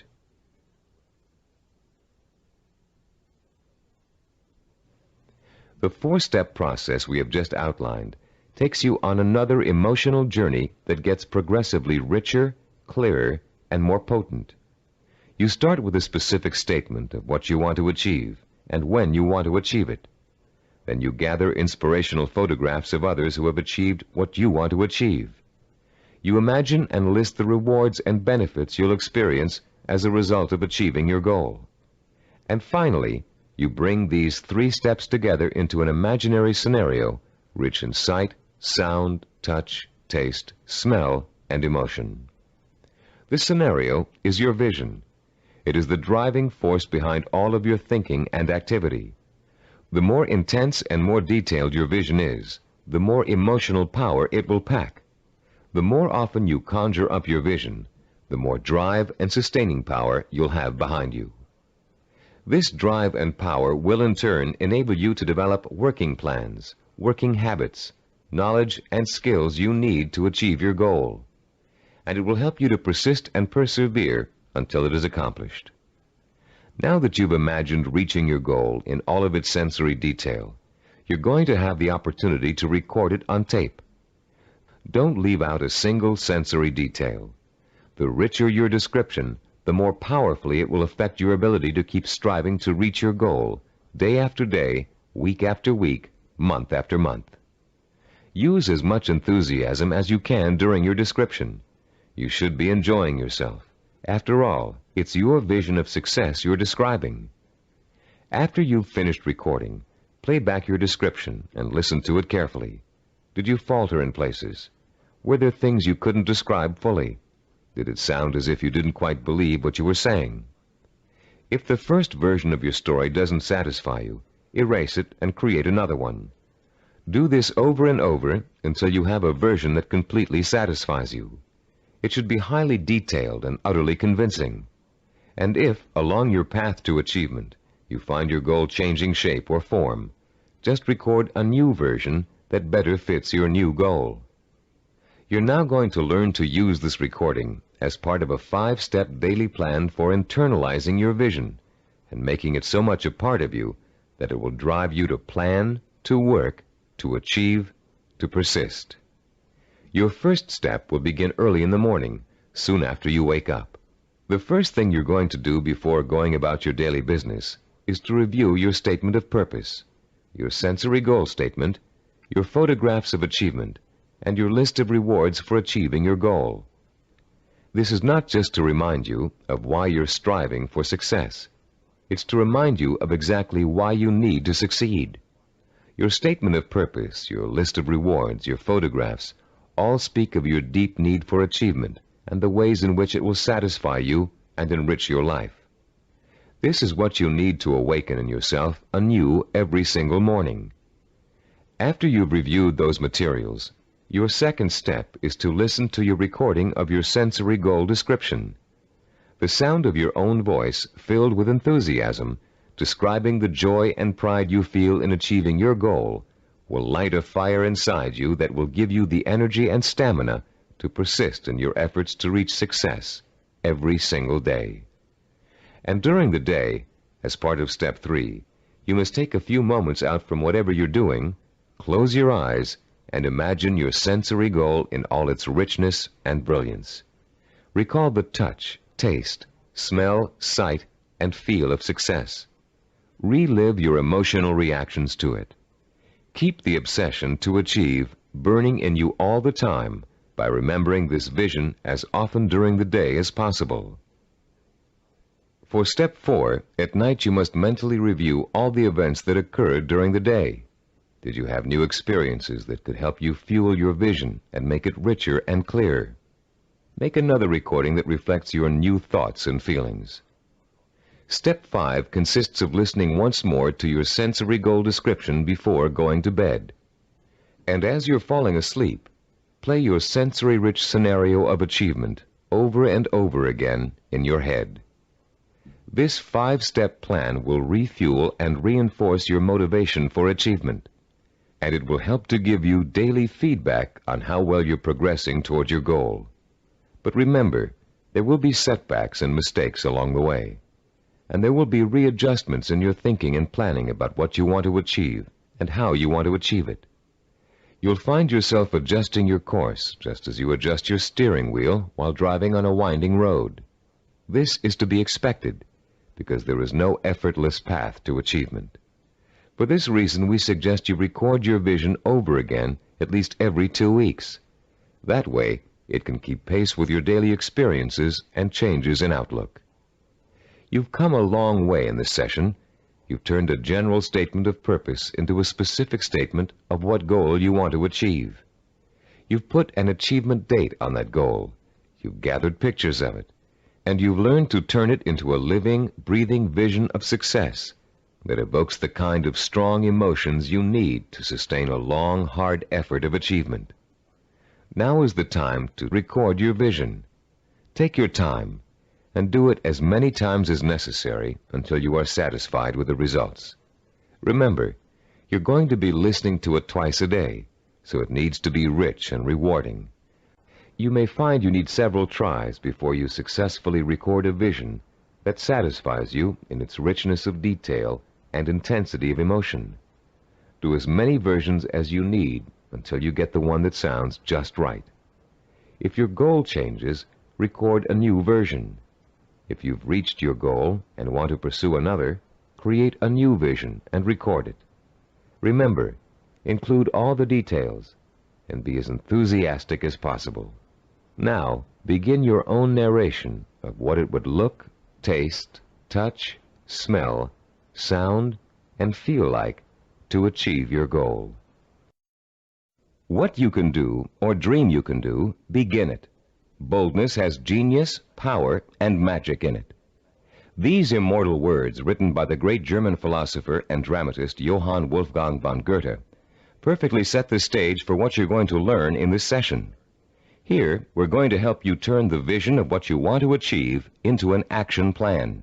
In Goethe's words, to boldly begin your dream. You already have the vision. You believe in it and in your potential to achieve it. Now we're going to work on a practical, step-by-step process through which your vision can be brought to life. For, as former United States President Theodore Roosevelt said, dreams are a dime a dozen. Everybody's got dreams. It's their execution that counts. Planning is the logical mapping out of where you want to go and how you want to get there. Seneca, the Roman philosopher, captured the importance of planning when he said, "When a man does not know what harbor he is heading for, no wind is the right one." Planning helps you focus your direction and organize both your time and resources. Every moment spent in planning saves 3 or 4 in execution. In this session, you're going to learn a simple yet powerfully effective system of planning, of organizing any goal you want to achieve into logical, easy-to-visualize steps. This system is applicable to any type of task or project, from building a deck to getting a medical degree. It will help you to make short or long-range plans, organize your resources, create schedules to meet necessary deadlines, and improve your decision-making skills. It will also improve the quality of your work. While following this plan, you'll experience an increase in self-confidence and pride as you realize that you are on your way to becoming a self-disciplined achiever. Every small task in your plan that you accomplish will be living proof that you are one step closer to your goal. And as you take each step, your faith in your ability to accomplish your goal will be reinforced and expanded. In approaching the creation of a plan, it is important to keep the following basic facts in mind. First, planning is a way to look at both the whole picture and parts that make up the whole. It is a way to organize those parts in a logical and sequential way. One step should lead to another. More than that, each step you take should make the next step possible, like adding links to a chain to make a fence. We've introduced you to the concept of macro and micro achievements. The whole picture is your macro achievement. The steps you must take to achieve your macro achievement are micro achievements. If you want to build a house, a macro achievement, you must start by leveling the site and digging a foundation. Only after those steps have been accomplished can you go on to pouring the foundation, putting up the framing, putting in electricity and plumbing, finishing the walls, installing the roof, and so on. The second fact to keep in mind is that ideas take time to implement. I won't dwell at length on the subject of time now, since we're going to devote all of Session 8 to time. But I'd like to tell you a short story about a Micronesian island leader named Pialug that illustrates the kind of time and patience it takes to achieve excellence. 50-year-old Pialug is the most respected and powerful man in his community because he's a navigator. His grandfather had told him, "If you learn navigation, you will have a name. You will eat the navigator's food. At sea, you will have more power than a chief." Pialug began learning navigation at the age of 5. Using shells and pieces of coral on sand, his grandfather created models of the constellations to teach him how to chart distance and direction. Pialug learned that at the right time of year, he could simply point the bow of his canoe at the rising star to steer his course. But since the stars rise 4 minutes earlier each evening, the rising star changes position every day. So Pialug also had to learn the positions of the multitude of lesser stars. It took him 45 years to learn every movement of every major and minor star and constellation in the nighttime sky. But having taken the time to learn, Pialug now enjoys the respect, admiration, and status in his community that comes with being a navigator. Like Pialug, you must recognize that it will take time to achieve your goal, weeks, months, or years. Like Pialug, you must develop patience in learning the steps that lead to your goal. With time and patience on your side, you'll be assured of realizing your ambition. And like Pialug, you'll achieve the respect that comes with final accomplishment. A third fact to remember in creating a plan of action is that ideas take concentrated work to come to fruition. Too many people like to think that managing a project means that others do the detail work. They can simply spin out ideas like sparks from a child's pinwheel toy, leaving others to tend the fire. If you leave others to tend the fire, don't blame them if the house burns down. Admiral Hyman Rickover spent over 40 years building America's nuclear submarine fleet. Rickover himself supervised the research, design, construction, and operation of the mighty underwater craft. His reputation as an excellent manager who always got results was only equaled by his talent for engineering. Upon Rickover's retirement, he explained his philosophy of management to an interviewer. The man in charge, Rickover said, must concern himself with details. If he does not consider them important, neither will his subordinates. Yet the devil is in the details. It is hard and monotonous to pay attention to seemingly minor matters. In my work, I probably spend 99% of my time on what others may call petty details. Most managers would rather focus on lofty policy matters. But when details are ignored, the project fails. No infusion of policy or lofty ideals can correct the situation. 3 basic elements to keep in mind, then, when creating an action plan. They include looking at the whole picture, taking time to complete each step before you go on to the next, and paying attention to details. A 4th point to remember is planning, and the implementation of a plan is a trial and error process. You will make mistakes. Most of them will be unavoidable and will serve as springboards of learning and refinement. When you make a mistake, learn from it.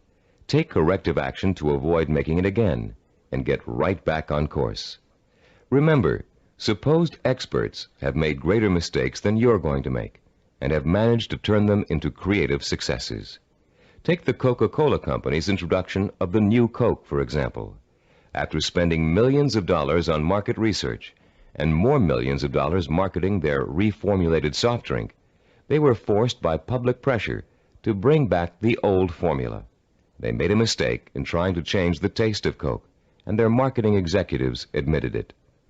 But because of that mistake, Coke is now in a stronger marketing position than ever. The Coca-Cola Company has brought back their old formula, now sold under the name Classic Coke, and they still have their new formula on the market, which was formulated to appeal to Pepsi drinkers. Was Coke's surprise move really a mistake? Nobody thinks so now. By correcting its mistake, Coke has the potential to win over an even larger share of the market than it had before. This process of self-correcting behavior is what scientists call cybernetics. The term may sound very space-age, but there's a reason for that. The organizational method you're about to learn is the same one NASA engineers used to put men on the moon. In the early 1960s, when former President John F. Kennedy ordered NASA to put a man on the moon within a decade, NASA's engineers and systems designers rose to the challenge, accomplishing the task by July of 1969. How did they do it? They took their macro objective, putting a man on the moon, and broke it down into a series of micro-objectives that would lead to the final great accomplishment. When the project started, NASA scientists and organizers immediately began preparing flowcharts, identifying each step they would have to take in order to put a man on the moon. First, they had to build a new type of rocket. Then, that rocket had to successfully orbit the Earth for longer and longer periods of time. They had to design spacesuits that would be able to protect the astronauts from the moon's atmosphere. Each step got them closer and closer to achieving their objective, until that historic day when they got the job done. You can duplicate the same process of planning simply and easily. You can apply it to any job you might be called upon to handle. We call the system of planning you're going to learn in this session visual network planning. Visual because it helps you to look at, identify, and visualize each of the steps necessary to complete an objective. Network because each of the steps are connected together to show how they lead to your goal. The instructions and examples that follow will show you how you can quickly and easily put the visual network planning system into immediate operation. There will be 7 steps involved. First, you'll write your objective. Second, you'll break it down into major steps we call activities. Third, you'll organize the activities in logical order. Fourth, you'll design a visual network. Fifth, you'll estimate how long each activity will take to complete. Sixth, you'll determine what we call critical path and float. And seventh and last, you'll assign actual calendar dates to each activity. Don't worry about remembering all of these steps now. We'll go over them one by one, with examples to help you understand them. For now, as we begin our discussion of this powerful planning system, you'll need to refer to your study guide and follow along as I explain each concept. I'll pause here for a few moments while you locate the page. First, let's discuss the 4 basic elements of visual network planning. Look at diagram 7.1 on page 36. The first element is what we call an activity box. An activity is a step or task that must be completed in order to achieve a goal.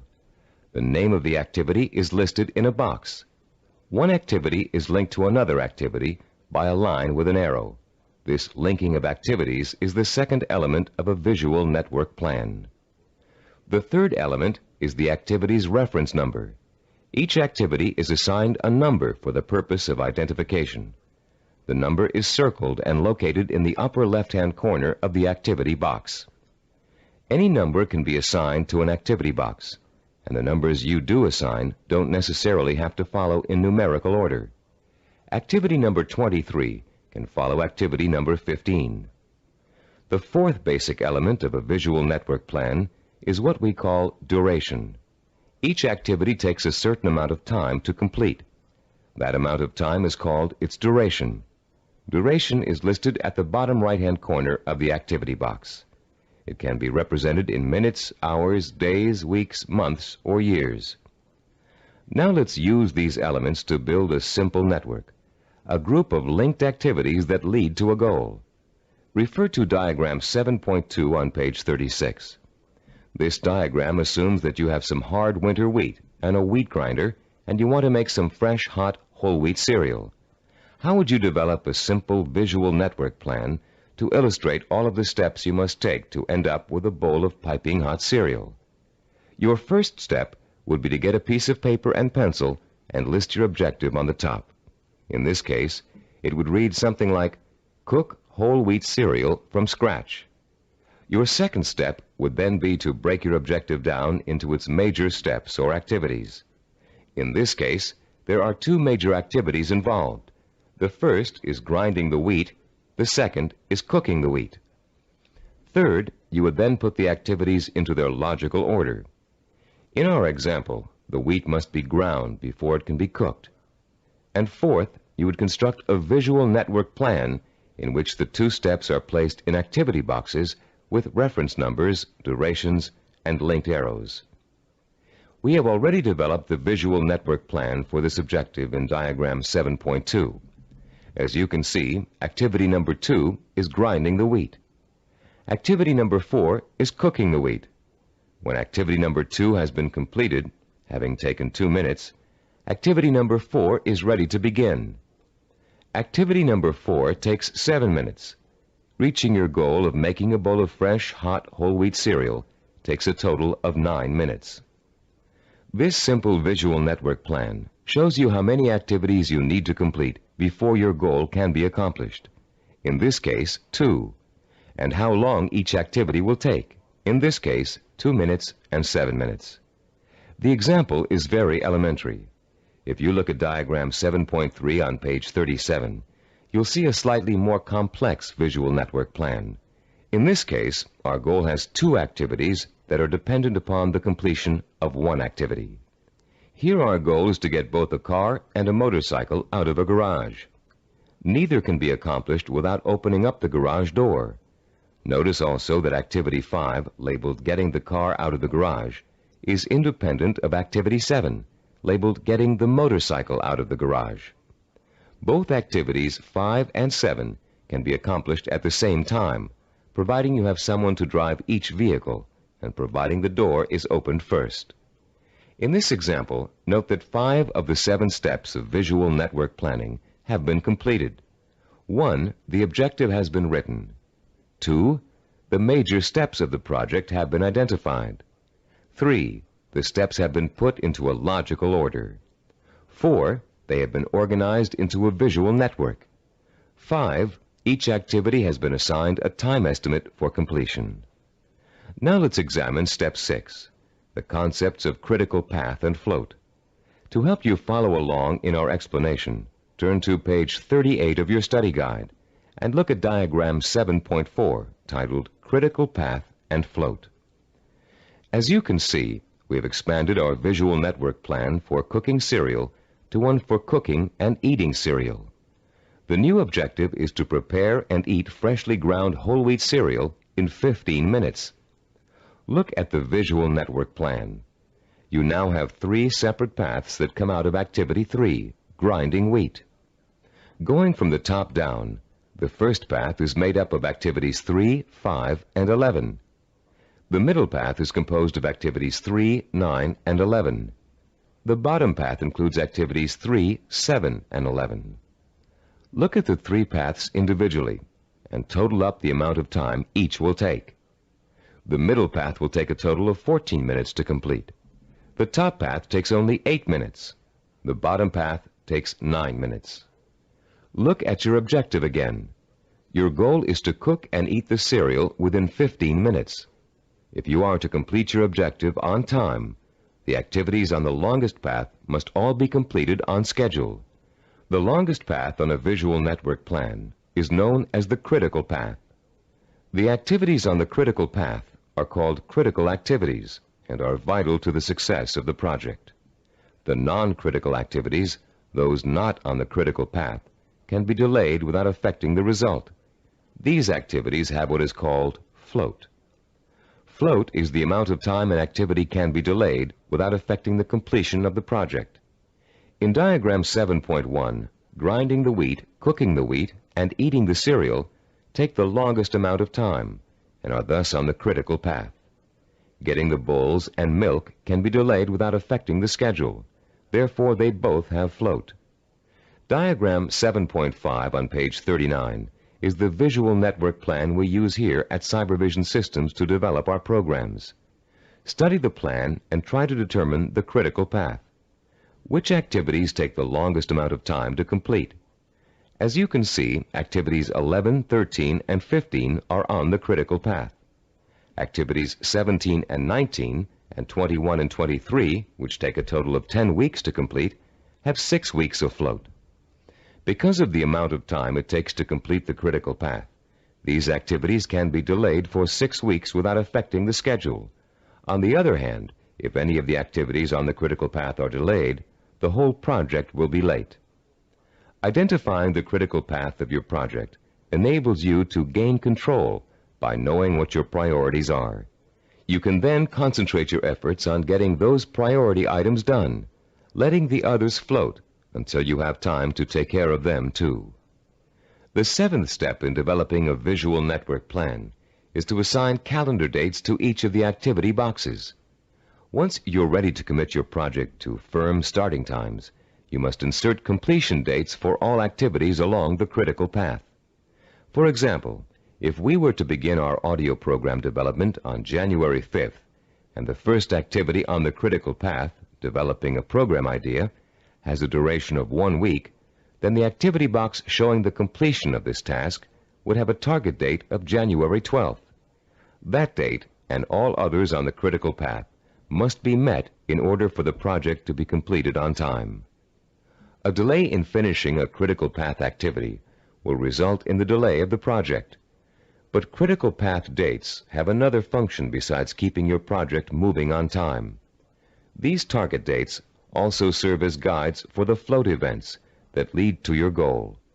You can position your float activities to coincide with your critical target dates in such a way as to complete them when it's best or easiest for you to work on them. These activities can be worked into your schedule because they can be delayed until it's most convenient for you to do them. Visual network planning works for macro goals and for micro goals. You can create one visual network plan for a macro goal, such as becoming a doctor, and create another visual network plan for getting through medical school. In diagram 7.6 on page 40 of your study guide, we've outlined a simple visual network plan for someone with a macro goal, becoming a neurologist. Each of the activities listed on this plan, which takes a total of 15 years of post-high school study, can be turned into a micro-network plan of its own. Any project that has a beginning and an end will benefit from visual network planning. Before embarking on your plan for accomplishing your macro goal, we suggest you try this organizational method out on something smaller, so you can see the results in a matter of a few hours or a few days. Apply it to a project around the house that you've been putting off for weeks, pruning your trees or repainting several rooms. This will give you a chance to get used to organizing your activities in a logical and systematic way. In using this plan, you'll learn the meaning of hard work and patience. You'll find yourself tempted to skip certain steps and leap ahead to something you feel like doing right away. But when you do go off your schedule, your project won't be completed in time, and you'll begin to see how important it is to stick to dates and schedules if you want to realize any goal. Using this plan will also reward you with a sense of self-disciplined accomplishment. As you complete each task on your path to success, you can mark it off on your chart and be proud that you've done it. You'll also be able to look at your chart at various times during your project and see how far you've come. Before we go on to complete this planning session on cassette side 10, I'd like to say a final word about the planning system you've just learned. No one can be totally certain about the outcome of a string of planned events. Mistakes, unforeseen problems, and outside events over which you have no control can and will contribute to the changing of your plans. Your visual network plan is not carved in granite. It's a living, working system that must change to accommodate the changes in your life. You may underestimate the amount of time it will take you to complete an activity. You'll know better the next time. You may find that you don't need to perform a certain activity at all, giving you some breathing room in your schedule. The objective of this plan is not to give you a rigid yardstick against which to measure your success or failure. Rather, it is to give you a logical, working system for achieving your goal. In creating your visual network plan, do your best to be as accurate as possible about dates and durations of activities. But remember that things may go wrong, and you may have to change those dates. This is not an excuse to quit. It is a good reason to keep sticking to your plan, for without it, you have little chance of achieving your goal at all. Remember, to successfully realize your purpose, you must have the courage to take risks, the courage to fail, and the courage to learn from your failures. Visual network planning is a roadmap that points out your destination and suggests a way to get there. But it doesn't tell you how to take the trip. It's up to you. On the next side of this tape, you'll take the exciting step of developing your own visual network plan, and you'll write your own story of achievement in a way that brings home the power and reward of final success. Now that you've been introduced to the guidelines of effective planning, you're ready to turn your own purpose and vision into macro and micro plans. As you do, keep in mind the following suggestions. First, the instructions on how to develop a visual network plan are guidelines only, and not a rigid set of rules. Use the principles we've discussed as a guide to meet your own specific needs. Second, take the time to work at converting your goal into a visual network plan. You'll probably need to come up with a number of rough versions before you arrive at your finalized plan. Don't get frustrated. The very act of planning will force you to think logically and use your creativity. More importantly, your vision will go from the abstract to the concrete, a step most people aren't able to take or don't know how to take. In developing your personalized visual network plan, you'll find that this system will become one of the most valuable tools you'll ever use. So study it thoroughly, familiarize yourself with the steps, get to work, and be patient. After you have developed your first visual network plan, there's an exercise I want you to complete. Take your plan and put it in front of you. Study what you've written for a few minutes. You have a stated objective, a list of activities, and a time frame. That's all it takes to tell a story. So I'm going to ask you to tell the story of the achievement of your own goal. Only you're going to tell the story in the past tense, as if your goal has already been achieved. In your story, pay attention to details. How long did it take to reach your goal? What did each step along the way feel like? Did you have to reevaluate your goal in the process of achieving it? What did you discover about yourself along the way that led to the successful achievement of your ambition? Keep your story simple. Pretend you're talking to a friend. Be enthusiastic. Be proud. Give your friend a step-by-step description of just how you did it. First I did this, then I did that, and this happened along the way, so here's how I took care of it, and so on. Now you're going to tell your story on tape to describe your success in sensory-rich detail, with all the enthusiasm you can muster, as if it finally really happened. When you're done, you'll have a record of your success that you can refer to again and again for inspiration. When you play your story back for the first time, listen very carefully to your descriptions. Did you falter in places? Was there a lack of conviction in your voice in certain areas? Did you hesitate, as though to tell yourself you really didn't believe that success was yours? Or were you self-assured and utterly convincing? If the first version of your story doesn't satisfy you, erase it and create another one. Do this over and over until you have a version that completely satisfies you with its richness of vision and inner strength. When you achieve your goal, you can use this same method of storytelling in pursuing another one. Always make sure that your story rings true and offers real inspiration to you when you hear it. Remember, don't be afraid to brag and relive the success you've already accomplished in your imagination.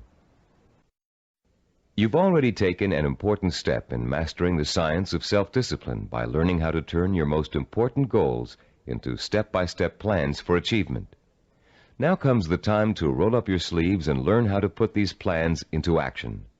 This is an exciting moment for you and a turning point in your quest for success. Up until now, you've learned how to prepare for achievement. Now you're going to learn how to actually tackle the hard, efficient work that is the bread and butter of achievement itself. Notice we said hard, efficient work, not just hard work. Hard work alone doesn't guarantee success. In fact, many unfortunate people spend a great deal of time working very hard and never get anywhere in spite of it. Making intelligent and efficient use of your time is of paramount importance in achieving your goal, especially when that goal may take years to achieve. In this session, you're going to learn how to manage your time and effort so efficiently that you won't waste one valuable moment in your journey to achievement. You'll learn how to find time in an already busy schedule to work on the micro tasks that make up the stepping stones to your macro purpose. You'll find out why what we call seasoning, a special way of looking at time, is so critically vital to your success. You'll learn how to actually quicken time, make hours seem like minutes, weeks seem like days, and years seem like months. And you'll learn once and for all how to develop the do-it-now habit, allowing you to permanently overcome the world's #1 cause of failure, procrastination.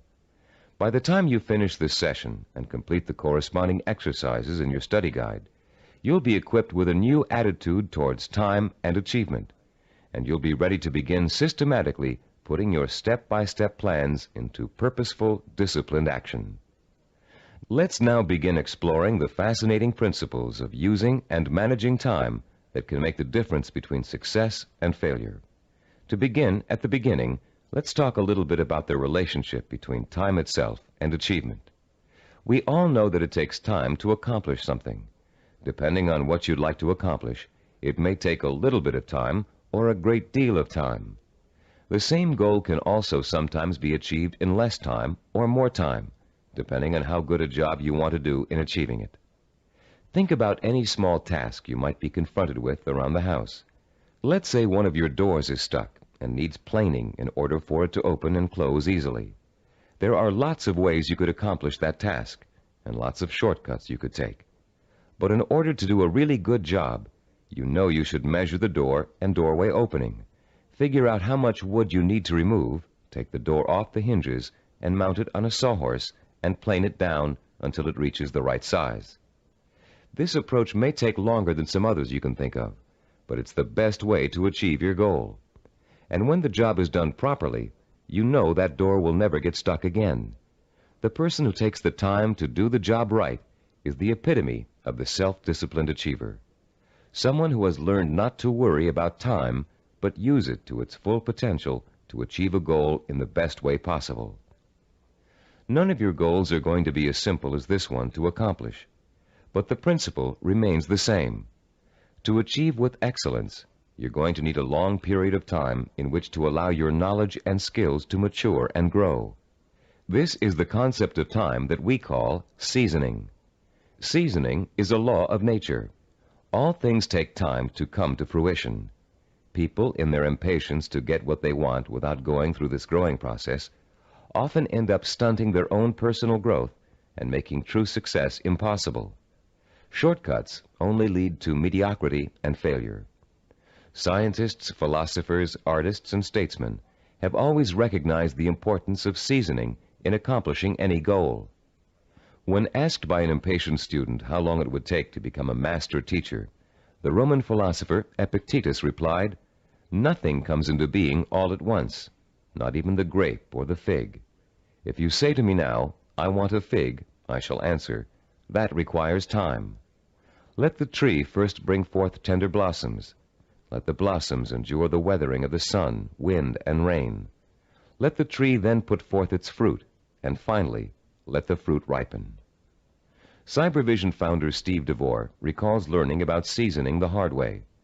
"When I was 5 years old," he said, "I planted a garden in my backyard. Because I didn't understand how seeds grew, I would go out and dig them up every day to see if they'd sprouted yet. I hardly watered them, and I didn't weed them regularly as I should have. Because I was so impatient and neglectful, my plants never got the chance to grow properly. And when harvest time came, my vegetables were pitifully small and undeveloped. I had a friend next door, a slightly older boy who understood the principles of gardening. He let his plants grow and ripen in their own time, helping them along with regular watering, fertilizing, and weeding. He enjoyed a bountiful harvest that summer, and I learned a lesson about patience and self-discipline." All great achievers not only understand the concept of seasoning, but they value it greatly. They know that success cannot be hurried. They know that to try to hurry it is to ruin it. They understand that every step along the road to achievement is a necessary one and a small achievement in itself. And they also know that getting there can and should be half the fun. Self-disciplined achievers are willing to pay the price of time to realize their ambitions. They are not intimidated by the thought of having to work and study for 5, 10, even 15 years. Their commitment to a goal is absolute, and their vision of success is unwavering. The self-disciplined achiever knows that if what he wants will take 5 years to achieve, the 5-year effort will be worth it. He knows that those 5 years are going to pass anyway, and he has a choice about whether to spend them preparing for success or wasting the time thinking and dreaming about what he'd really like to do. For the self-disciplined achiever, there is no choice. He'll gladly spend those 5 years working and studying to achieve his goal. Does several years seem like a long time to you? Think how fast the last 5 years of your life have gone by. What did you do during that time to make achievement possible? If you had been working steadily towards your goal all that time, you could have achieved it by now. Let's say you're 34 years old, and your dream is to become an architect. You know it will take you 6 years of schooling and apprenticeship before you can get a good job with a respected architectural firm. But that means you'll be 40 years old by the time you reach your goal, and you feel you just can't wait that long. Stop and think. You're going to be 40 years old in 6 years whether you study architecture or not. And if you choose not to study it now, in 6 years, you'll be in the exact same position, wanting to be an architect and knowing it will take you 6 years to get there. Only by then, you'll have to work until you're 46 to achieve your goal. You can get there in 6 years by starting now, or you can choose to give up hope of ever getting there at all. If you really want to achieve your goal, 6 years won't seem like such a long time. As you'll find out later in this session, to the self-disciplined achiever, the 6 years will go by very fast. Impatient people want things to happen overnight. In the words of French philosopher Blaise Pascal, they anticipate the future as too slow in coming. And in being unwilling to devote hours of time to the kind of seasoning it takes to become accomplished at anything, they waste their lives by doing nothing at all, and they wonder why they always feel so unfulfilled. How many youngsters have you known who came home from a rock concert determined to learn to play the guitar? It looked easy when the group on stage was playing, so the youngster goes out and buys a guitar and takes his first few lessons. And all of a sudden, it becomes apparent that it's not easy. It's going to take years of hard work and effort to learn to play really well. So the youngster loses interest and gives up, bored with the tedium of practicing scales for hours.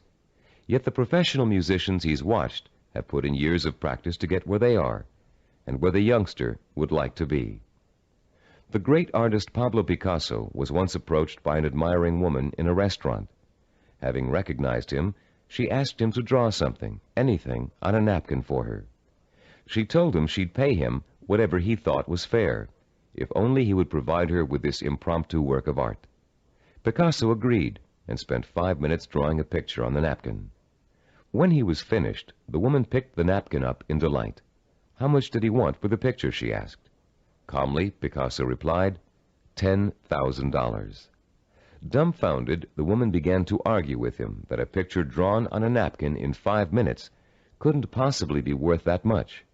But Picasso just smiled and said, Madame, it may have only taken me 5 minutes to draw the picture, but it took me 40 years to learn how to draw it. 40 years. Does that seem like an interminable amount of time?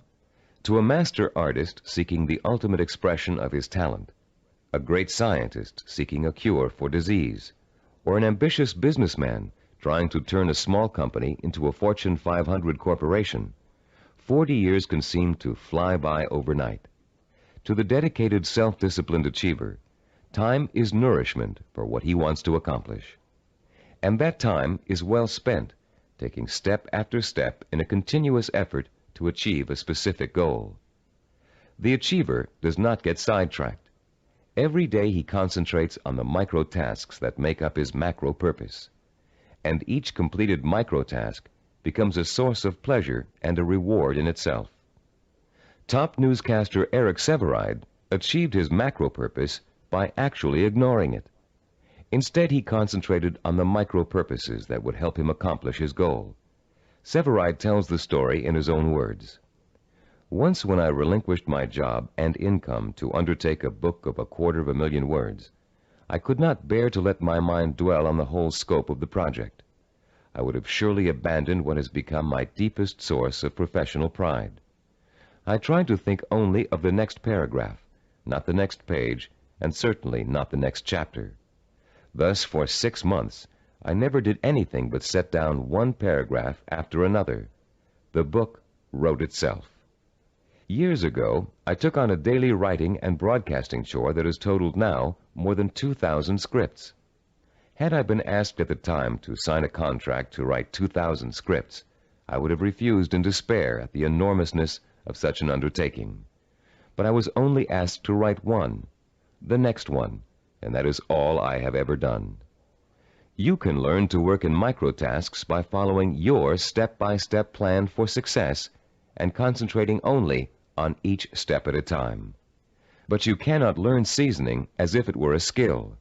Seasoning is an attitude that must be adopted and made part of your mental framework if you are able to achieve your lifelong purpose. It is crucial to self-discipline. More than that, it is actually at the heart of self-discipline. Besides seasoning, the self-disciplined achiever experiences something we call time quickening. Time quickening does not mean taking shortcuts, as you might first guess. Rather, it represents what happens to your perception of time as you become involved in the pursuit of your goal. Time quickening is an almost magical experience where time seems to disappear and you know you're in complete control of what you're doing. When it happens, you feel energetic, concentrated, and completely absorbed in your task. We've all experienced time quickening when we're doing something we particularly enjoy. For you, it may have happened while you were reading an exciting murder mystery, watching an action-filled movie, playing a game of tennis, or even weeding a garden. Time quickening takes place whenever you find yourself completely engrossed in something to the point where nothing can distract you. The moments fly by so quickly, you're just not aware of them.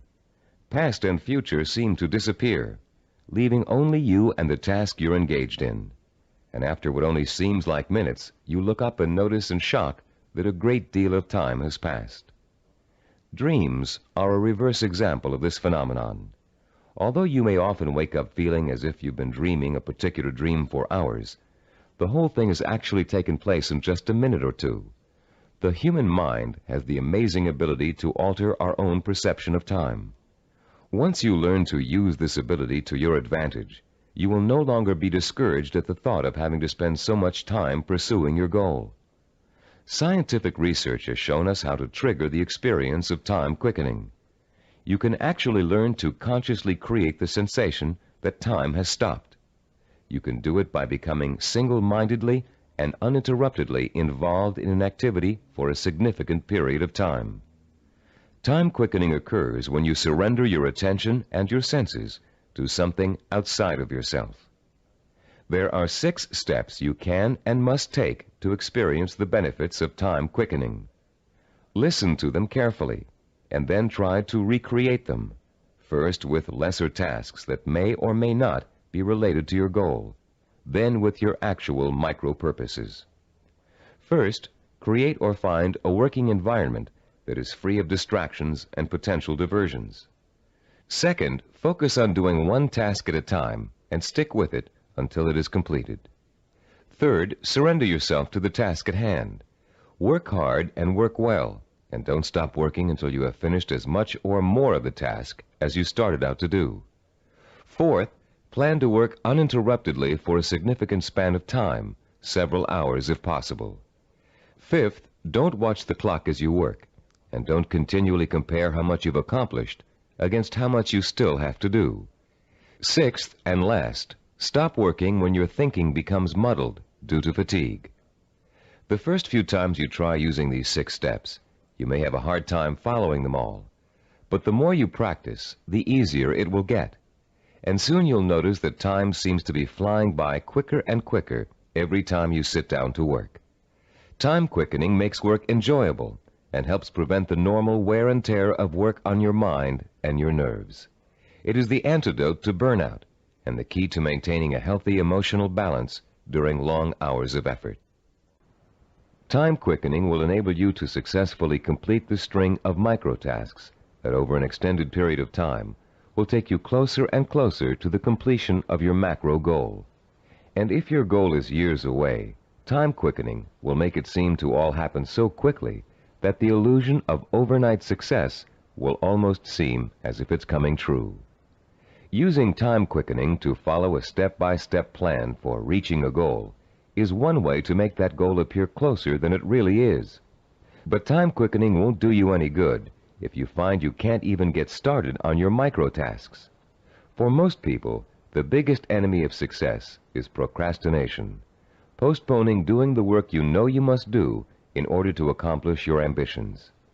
Like most people, you may think procrastination is relatively harmless, a trivial problem that you don't really need to worry about. But there's nothing trivial about a habit that is the cancer of self-discipline. Procrastination is an achievement killer, and unfortunately, the more often you succumb to it, the more habitual it gets and the harder it is to deal with. Procrastination is a serious deterrent to self-discipline, and it takes a serious effort to overcome it. In the next part of this session, we're going to explore some common reasons for procrastination and the most effective ways of overcoming the would-be achiever's most self-defeating habit. Psychological research tells us that chronic procrastinators fall into 3 groups. The first group fears failure. The second group fears success. And the third group uses procrastination as a way of rebelling against authority. Let's examine each of these groups to see how they turn their own psychological problems into reasons for procrastination. The first type of procrastinator may actually already be a successful business person or professional, but he or she is successful only up to a point. These people set such high standards for themselves that they live in constant fear of not being able to meet those standards. They cripple their own efforts to succeed by working at less than their capacity, so they are never really challenged and therefore never will fail. People who are successful early in life, usually in school or in an athletic career, often turn into this type of procrastinator. Take Sarah, for example, a city planner who graduated at the top of her class from Stanford University. Soon after graduation, Sarah joined the planning director's office in a major West Coast city. One of her duties is to generate reports for her boss to use in making important presentations. Sarah has begun putting off doing the reports until the last minute. Once she collects the material in time, she finds that she dawdles with the writing process until the night before, or sometimes even the morning of the presentation. She then rushes through the writing and ends up turning out an adequate but far from superlative report. What Sarah manages to do in each case is avoid testing herself to the maximum. She is not certain whether she can live up to the high promise of her success in school. By putting off her work till the last minute, she doesn't have to find out the truth about her abilities, because of course at the last minute nobody could be expected to turn out a perfect report. In the course of this kind of procrastination, Sarah has picked up a new skill called brinksmanship. She flirts with catastrophe by not doing her work in time, then pulls herself out of the brink at the last minute. If her performance doesn't measure up, she can always blame lack of time for failure. When her performance is good, she can applaud her ability to come through in the clutch. All that Sarah is proving is that she can do an adequate job at the last minute. The real test, what she'd do with the report if she took the time to work on it, has never been faced.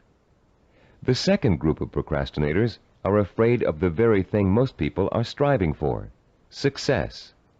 Some of these people are simply afraid to stand out from the crowd.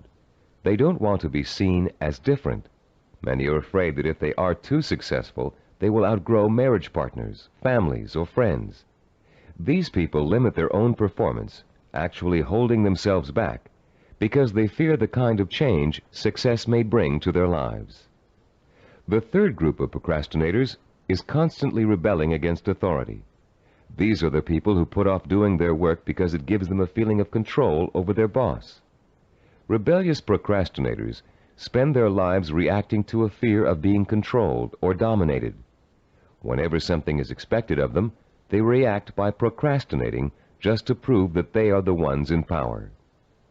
If you're a procrastinator, you probably fall into one of these three groups, or you may find you have a little bit of each type of procrastinator in you.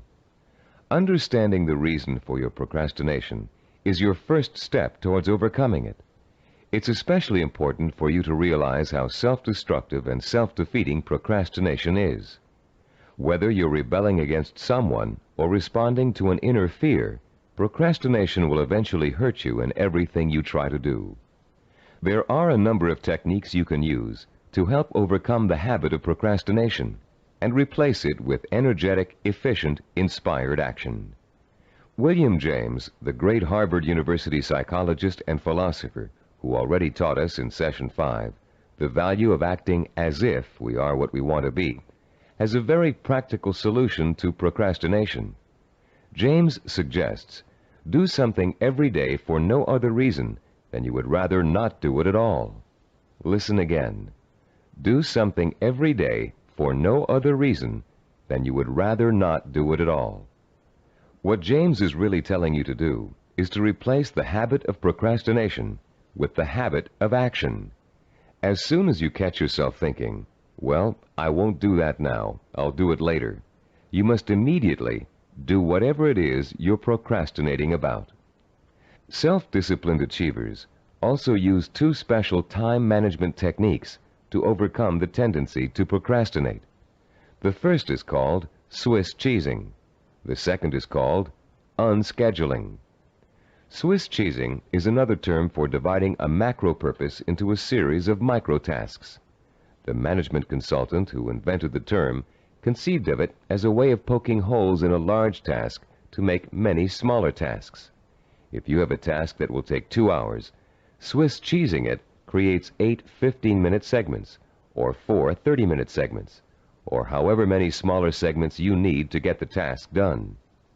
Breaking a macro purpose down into micro tasks makes it seem much less formidable.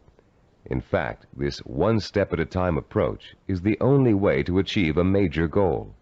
Without losing sight of what you want to achieve, you should never go around thinking about the enormity of your major purpose. You must concentrate only on achieving one small step at a time. Unscheduling also helps you to overcome procrastination and get on with your project in the most efficient way possible. Sometimes you know you're going to need so much time to complete a task that you won't even start it. You rationalize that you'll never find the time to finish it anyway. But often people overestimate how much time it really will take them to do something, and they don't realize that by Swiss cheesing, they can find the time to do it in an otherwise busy schedule. Turn to page 45 of your study guide and look at Form 8.1.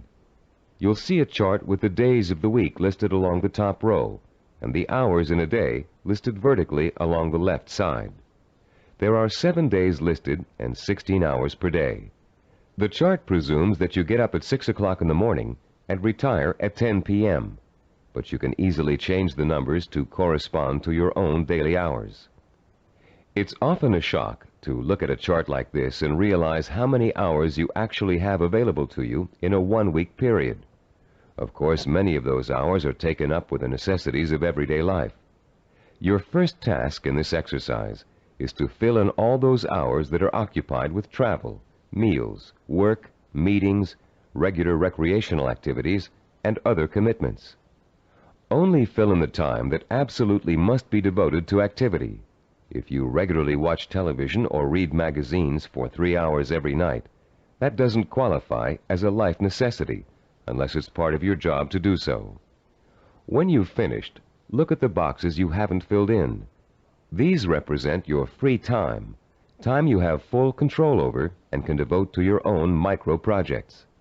You may be amazed to find that you easily have 20 or 30 hours per week of free time to devote to your project. And if you include time that's spent commuting on a bus or train, the hours may add up to considerably more than that. Once you've ascertained when and where your free time occurs, you can begin allocating that time to your micro-projects. When the hour arrives to start working, remember William James' advice and do it now. Work uninterruptedly during that time, taking scheduled breaks only as necessary. And don't allow yourself to get sidetracked. Working uninterruptedly means learning to say no when people try to take you away from your work. If a friend calls up and asks you to go bowling while you're working, you must learn to refuse. Make a date to go some other night, but complete your working hours in the time you've allotted to them. Let your family know that you're serious about completing your tasks. Schedule time to enjoy being with them, and let them know that when you're working, you are not to be interrupted. After successfully completing each work session, fill in the blank hours on your chart with a special colored pen or pencil. Choose a name for your project and fill in the blanks with that name. It will soon become extremely rewarding for you to look at the chart and see the red or green boxes begin to take up considerable space on the page. More rewarding, you'll begin to see real progress in your effort to complete your micro-tasks. As you learn to devote uninterrupted time to your work, you'll find the time-quickening experience begin to occur more and more often, and you'll be less and less inclined to procrastinate. Soon your micro-projects will become as much a part of your life as eating and sleeping. And an excitement will take hold as you begin to realize that, yes, you are working steadily toward your goal. And not only can you really do it, you are really doing it. Be careful not to overcommit yourself in terms of time spent on your project. Your goal is not to exhaust yourself. And beware of trying to go in too many directions at once. That can cause the kind of anxiety that will make you want to give up before you even get started.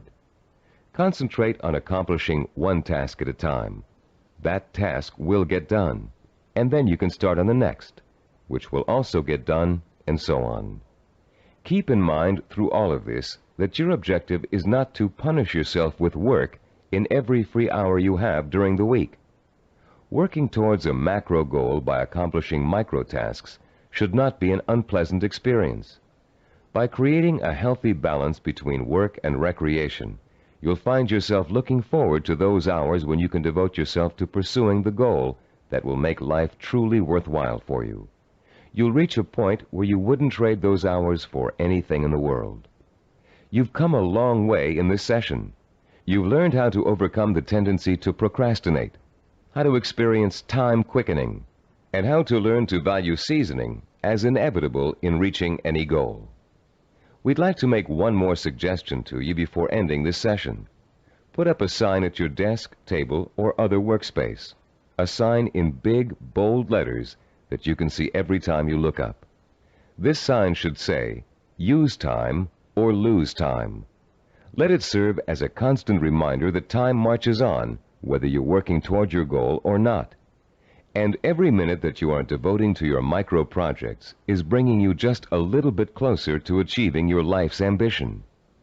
In the next session, you'll find out how self-disciplined achievers master the skills and knowledge they need to make their vision a reality.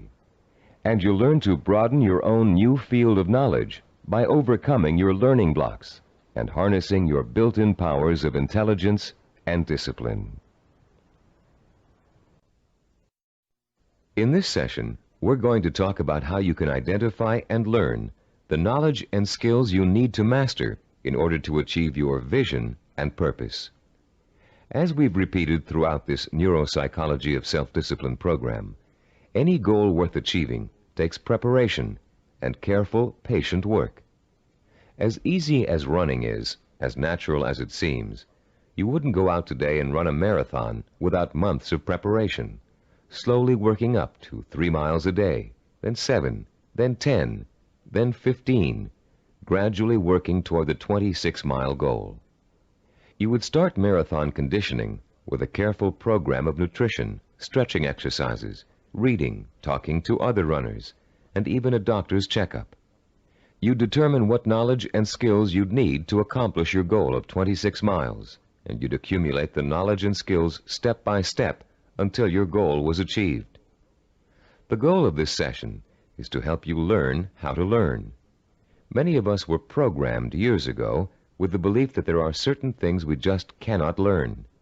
We were tracked in school into one path or another because of test results which told us we had no aptitude for a particular subject area, or by teachers or counselors who believed we were best suited for one discipline over another.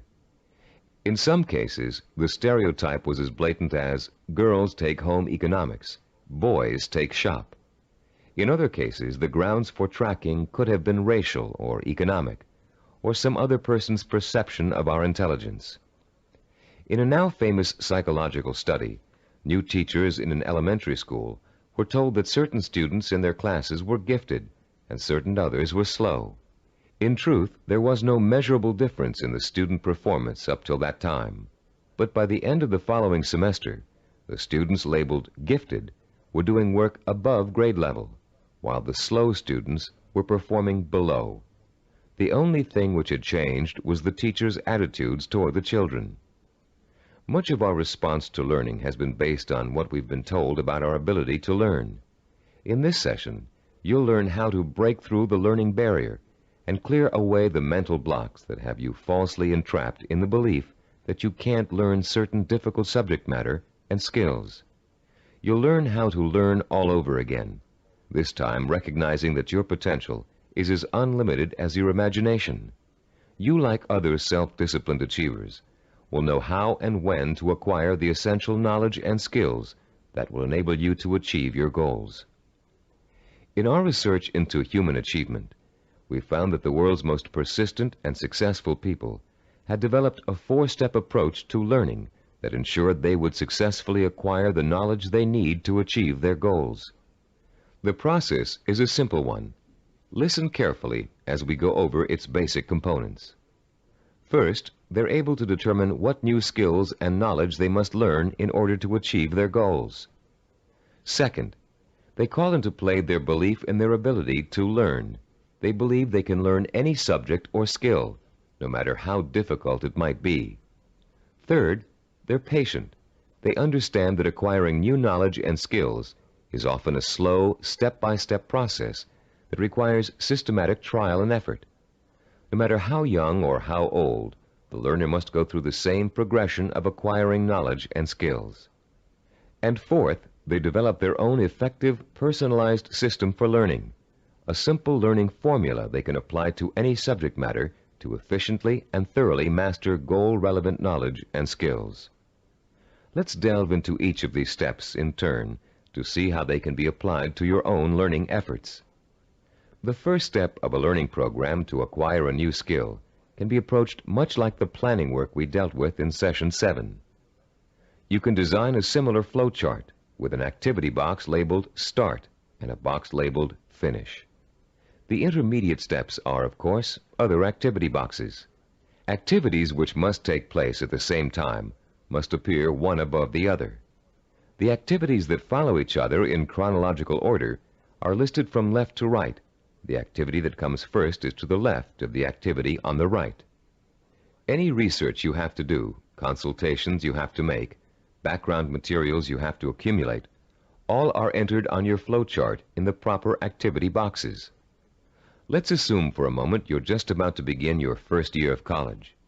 Your ambition is to become a neurologist. You know that to get into medical school, you have to excel in college pre-medicine.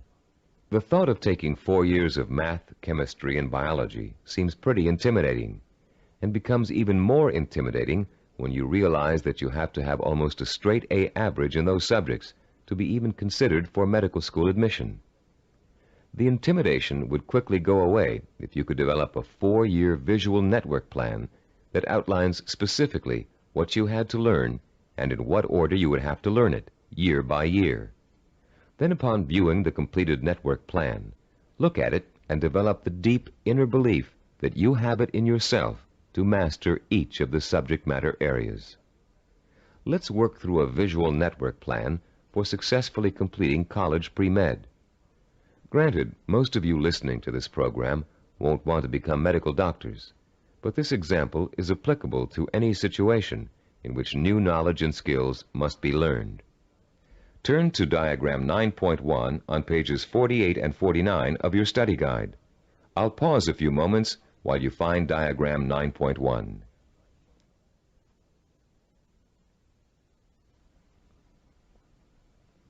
As you can see, there are 3 visual network plans. The first one outlines the chronological steps to becoming a neurologist. We call this a macro plan, with the objective of becoming a neurologist. Below that is the micro plan with the objective to graduate in pre-medicine in 4 years with a minimum 3.5 grade point average. The micro plan is broken down into 2 levels. The first level is visually represented in 2 steps: the Start, labeled number 1, and Graduate with a Bachelor of Science in Pre-Med, labeled number 3. This first level has actually been extracted directly from the macro plan. Now look at page 49 and the Level 2 diagram. As you can see, Level 2 is an expanded version of Level 1. Through the study of the college course catalog, and after talking at length with college advisors, you have identified the pre-med requirements and have broken them down into a prerequisite chronological order. This visual network plan then serves as the step-by-step map for completing your pre-med program, the first step in your macro objective of becoming a neurologist. As you look at the visual network plan for completing pre-med, what type of emotions do you experience? Do you feel intimidated at the prospect of excelling in the hard sciences? Do you doubt your ability to learn such difficult subjects, and to learn them so well that you finish each course at the top of your class? If you feel intimidated and experience doubt, then you probably won't make it. If you look at the plan and feel deep down inside that with enough effort, study, and application, you can master each of the courses, then you'll probably succeed.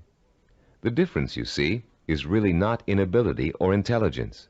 Rather, it is an attitude, your belief in yourself. The belief in yourself as someone who is capable of learning is 90% of the learning hurdle. The other 10% is single-minded application mixed with ability. The belief in yourself as someone who has the ability to learn is the second step involved in the self-disciplined achiever's pursuit of goal-related knowledge and skills. Much of your own belief in yourself as someone who is capable of learning complex material may have been educated right out of you in school for a variety of reasons, some of which we explored at the beginning of this session. One major reason for this belief is a vicious cycle people get caught up in early in their learning experience. Take math, for example. Many people have learning blocks when it comes to math. They feel that they just don't have the aptitude to learn complex mathematical concepts. And they can prove this lack of ability to you from their grades and success in math classes. What most of these people lack is not the aptitude for math, but the application of self-discipline. Math requires progressive learning. You have to master one concept before you can go on to the next. If you miss a few steps in between, then it's really easy to get lost. And once you get lost, it's nearly impossible to catch up. To stay on top in math requires a daily effort of study. Most people who enter math because of their lack of self-discipline think that they can get by with a minimum of effort. Most of these people are intelligent. They can get by in most other courses by just coasting. They think they can do the same thing in math, but soon they get behind and can't catch up, and usually do poorly in the course. Then, after such an experience, they label themselves as poor in math. They carry this label with them throughout their lives. This label shades most of their decision-making when it comes to choosing courses of study and careers. Such people will avoid careers that require mathematical understanding because they think they don't have the aptitude. Actually, they probably had and have the aptitude, but not the attitude. Their life's potential was stunted by a false assumption. All they needed was someone to teach them the value and skill of self-disciplined application. Most of the people we studied in the creation of the neuropsychology of self-discipline program were not extra intelligent, but they did have a firm belief in their ability to learn anything and everything. To them, 90% of their ability to learn was their belief in their ability to learn. If you examine your own positive role models, you'll probably discover that few of them test out at genius level on intelligence tests. Most people think that Albert Einstein, for example, was a mathematical genius, when in actuality he flunked his college entrance exams and was a poor student in mathematics. As a youngster, he envisioned himself one evening riding through space on a beam of light. In his imagination, he sensorially experienced the theory of relativity. He knew what it was, but he was not able to explain it to others in a language they could understand. The only language was mathematics. Driven by his vision, he forced himself to learn mathematics. For Einstein, it was a day-by-day struggle, but he finally developed enough mathematical knowledge to simply express his experience mathematically. Einstein's theory of relativity and its mathematical expression ushered in the age of nuclear energy. Another scientist, whom most people attribute genius, was the inventor of the laser, Dr. Theodore Maiman. While at Stanford University, he flunked his PhD oral exams and had to take them over again. Learning didn't come easy for him. It was a daily, step-by-step struggle. Baseball hitting great and cybervision role model for its baseball neuromuscular training video cassette, Rod Carew, didn't make his high school baseball team because his coach thought he wasn't a good enough hitter. Since then, through thousands of hours of practice, Carew has won 7 American League batting titles and is one of 13 players ever to get more than 3,000 career hits. The list goes on. Famous author, philosopher, and scholar Leon Uris flunked high school English 3 times. Malcolm Forbes, publisher of Forbes magazine, one of the most successful business publications in the world, did not make the staff of his college newspaper. The editor said he lacked the basic skills of reporting and editorial writing. Stephen DeVore, who founded Cybervision, speaks the Finnish language, considered by language experts to be the most difficult language for Western tongues to learn. Though he mastered this difficult language, he lays no claim to a superior intellect either. When I was 19, he told an interviewer, I was selected to go to Finland for 2 years of volunteer work. I had no foreign language ability at that time. In fact, I had nearly flunked out of high school French and Latin. So I thought of myself as having absolutely no ability to learn languages. With this negative attitude, DeVore entered an intensive language program for 2 months before he left for Finland. It was something like 16 hours a day with a group of 10 others. I finished last in the group, he recalls. Devore went to Finland, where he spent 5 miserable months unable to communicate. I couldn't do anything. I was incredibly frustrated. I'd lose patience when people were talking. Then one day I went to the park, and in the park there was a man giving instructions to his dog in Finnish. The dog obviously understood him and was obeying all of his commands. I thought, this is ridiculous. I'm smarter than a dog. If a dog can understand Finnish, so can I. In the 2 months following this experience, Devore became fluent in the Finnish language. He learned to speak Finnish so well that he served as a translator for American businessmen and their families traveling to Finland.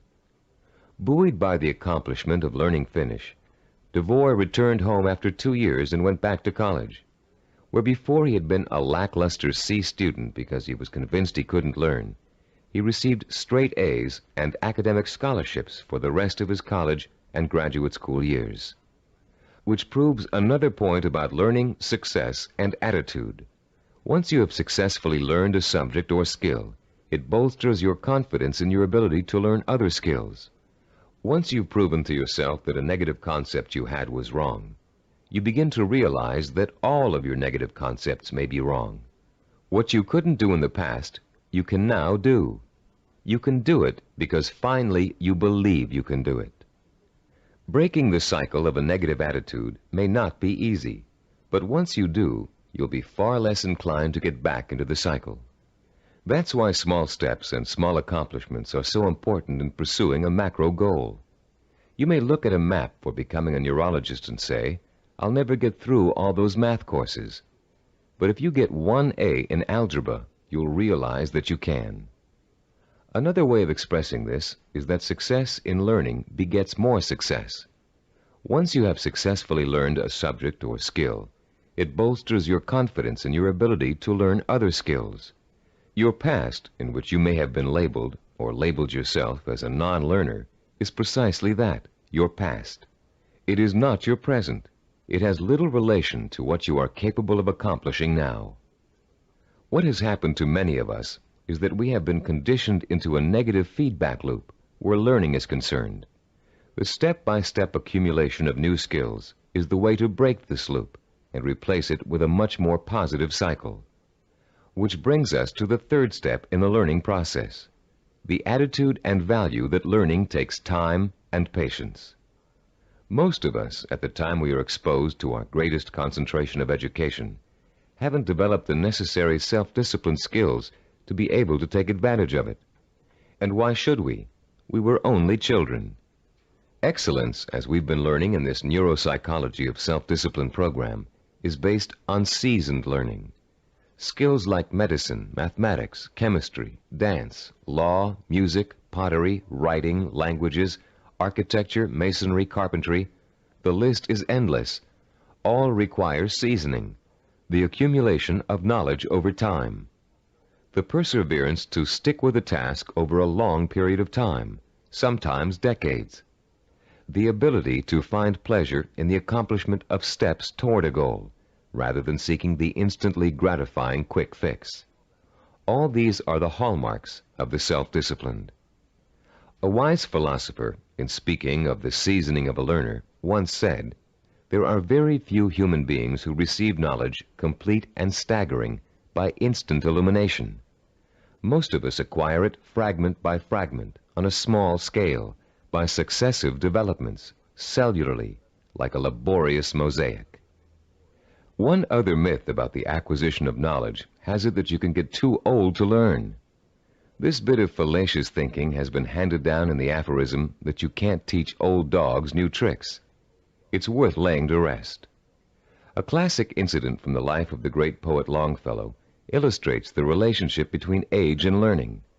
Told by Howard R. Driggs, the story goes, it happened that while the poet, at over 80 years of age, was still teaching at Harvard, one of his appreciative students asked him, "How do you keep so perennially young, Professor Longfellow?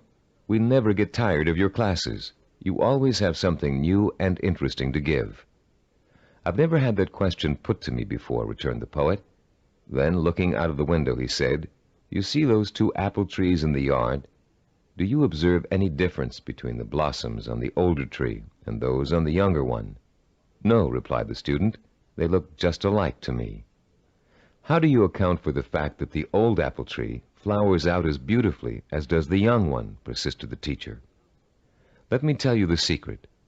That old tree managed last year to grow enough wood to put forth its new blossoms. Blossoms, you know, always come on the new wood." "Oh, I see," said the young man. "To keep young, one must keep growing." "Yes," came the quiet response. Einstein, in his later years, was asked the secret of his ability to learn. His reply also illustrates the point and importance of lifelong learning. Einstein said, "The more I learn, the more I realize I don't know. The more I realize I don't know, the more I want to learn." Age should be no barrier to the acquisition of new knowledge and skills. If you have the self-discipline to see your efforts through, you can learn anything at any age. Let's now discuss the fourth step in the learning process, a set of tried and proven principles that work together as a system to make learning easy. If you'll turn this cassette over now, we'll introduce you to a very simple yet powerful system to learn effectively at any age, whatever the subject area. A recent movie called Educating Rita beautifully illustrates the points we're going to discuss in the remainder of this session. This film is about a working-class Englishwoman who has a dream about becoming educated.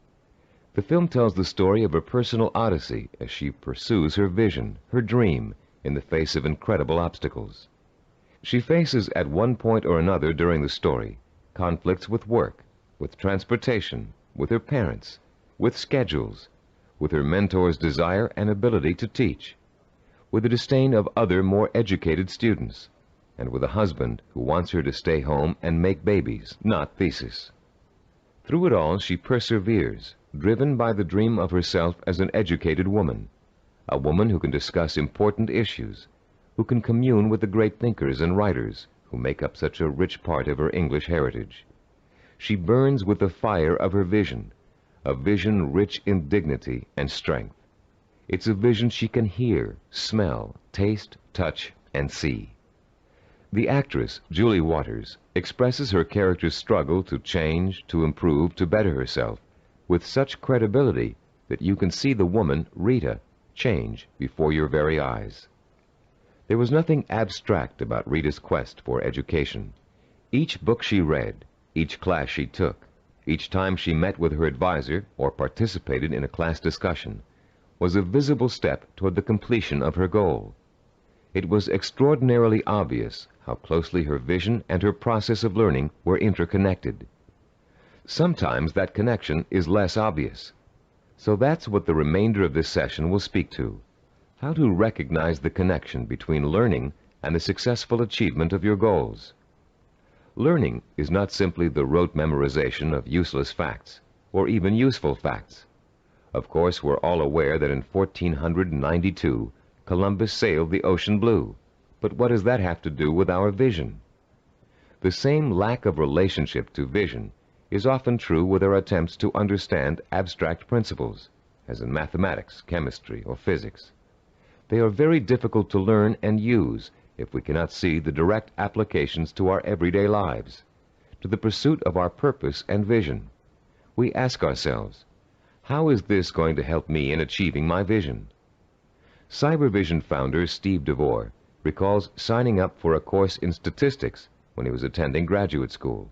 He hadn't taken the prerequisite higher math courses, but had gotten permission from the instructor to take the course anyway. DeVore's instructor, however, issued a dire warning at the beginning. Without those prerequisite courses, DeVore stood a good chance of failing. But forewarned is forearmed, and DeVore found a way to overcome his lack of preparation. The first week of class, he found himself swamped with mathematical concepts that were abstract and confusing.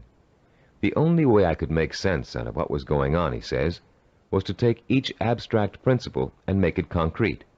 Instead of talking about X's, Y's, and Z's, I made them into apples and oranges, and I ended up with the second highest grade in the class. I find this concreteness also ties into vision, DeVore continues. Whenever you have to learn something that seems beyond your grasp, remember your vision and why you have to learn it. Then it will seem real and vital, and you'll have an easier time dealing with it.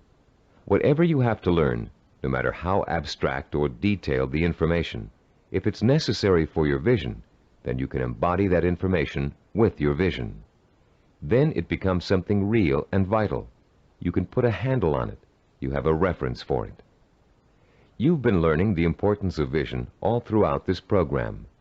The sensory-rich, detailed kind of vision you created in Session 6 and are continuing to create on a daily basis.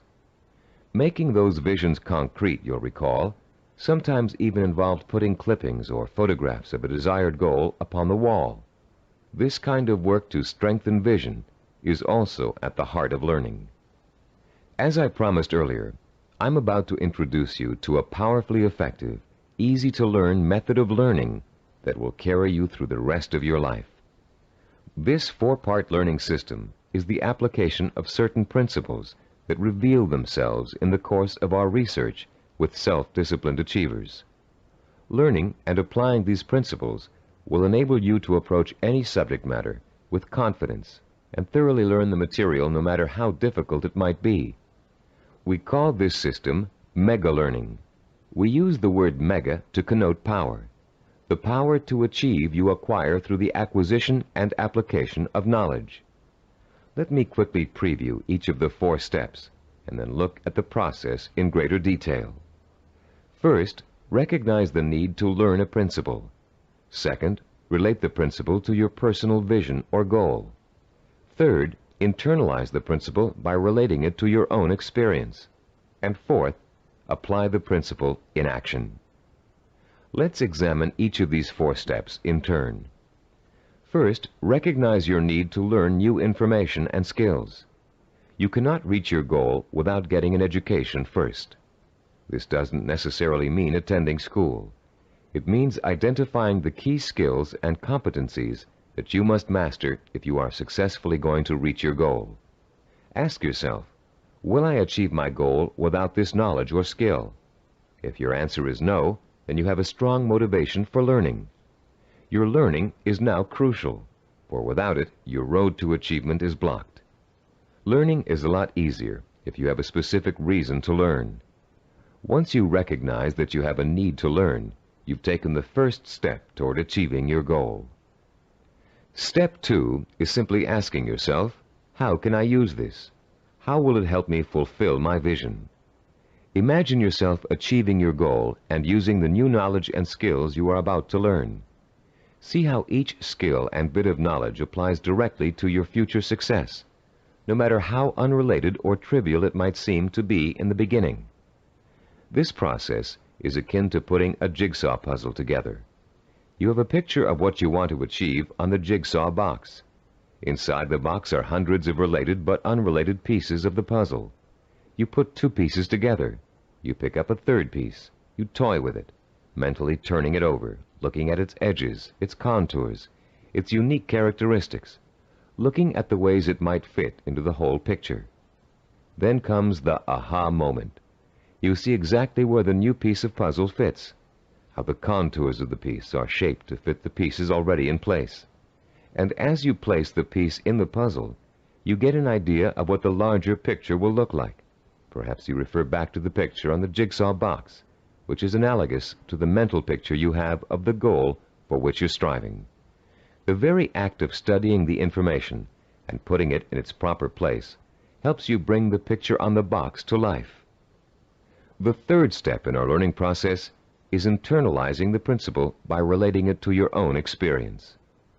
If you're learning about electrical waveforms and frequency, for example, think about the times you've thrown a pebble into a pond and seen ripples form on the water. The bigger the pebble and the harder you threw it, the bigger and faster the waves would be.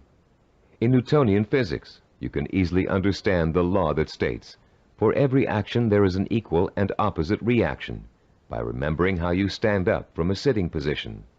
Do you just shoot straight up, or do you have to first push your weight down on the chair to stand up? In order to stand up, you have to first push down. That's Newton's law in action. Every time you find an example from your own experience to illustrate a bit of knowledge you're trying to learn, you'll reinforce your understanding of that knowledge. And you'll remember it because it's anchored to something very personal. Every time you think of Newton's law, you'll picture yourself pushing off a chair to stand up. It works for just about any abstract theory you can think of. The fourth critical step in learning is the actual application of the principle you're trying to grasp. Throw pebbles in a pond and watch the action when you're learning waveform theory. Sit down and stand up over and over again until Newton's law is firmly planted in your mind. If you're studying a new language, use the new vocabulary you learn every single day. As you walk down the street or through your living room, try naming every object you see in your new language. Using these 4 steps to learning will make the experience easier, less frightening, and more fun. You'll make mistakes just as everybody does, but persistent application of the mega learning system will pay off in greater understanding, greater memory retention, and a better education overall in whatever it is you're trying to learn. The 4 steps to enhance learning we've outlined here are similar to and related to the 4 stages which make up the process of creativity. Our definition of creativity is taking the knowledge and skills you learn and applying it to the realization of your purpose, vision, and goals. To be creative, you have to be armed with knowledge and skills tempered by experience. The first stage in the creative process is preparation. Creative problem solvers consciously collect all the information they can, gathering tools which will help them solve a problem or get a job done. During this stage, if there's a problem to be solved, the person might be perplexed, but at the same time excited about the possibility of coming up with a solution. Stage 2 is called incubation. Once the research has been done and the necessary information has been collected, the creative person often releases the problem and turns to something else, including rest, relaxation, or physical activity related to the problem. During this stage, the knowledge begins to reform itself below the level of consciousness, shifting and realigning until it becomes a whole. During this stage, tantalizing flashes of insights and glimpses of parts of the final solution may emerge. Stage 3 is called illumination. This is the moment of discovery. It is the point in time where all you have learned and experienced has been distilled in your mind. The solution or inspiration springs forth almost miraculously. Miraculously, if you don't recognize how much preparation and groundwork you've already laid in stage 1. Often this stage is accompanied by an overwhelming feeling of certainty that says, yes, this is the piece of art I want to create. Or yes, this is the product idea I want to explore. Stage 4 is called verification or revision. This stage takes place again on a conscious level.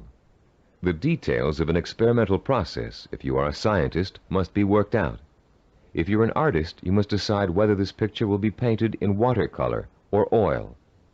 This stage involves visible work and rational thinking. It involves drawing from your base of knowledge and fundamental skills to make your work conform to the vision of your creative insight. As you can tell, the knowledge and skills you acquire are the tools for the creative process. The parallels to the simple approach to learning we've outlined here and the process of creativity should also help put to rest the misconception that self-disciplined people are not creative. That discipline involves being married to lists and systems to the exclusion of freedom and creativity. On the contrary, creativity is the byproduct of a disciplined, well-informed mind, a mind that is using its storehouse of knowledge to solve problems and achieve goals. The more you learn, the more creative you can become. If your heart is set on becoming a professional musician, you can hardly be expected to know how to compose a symphony until you've become an expert in reading music and have studied music history. If you want to become a heart surgeon, you can't expect to pioneer new techniques in heart surgery until you've thoroughly mastered all the existing techniques.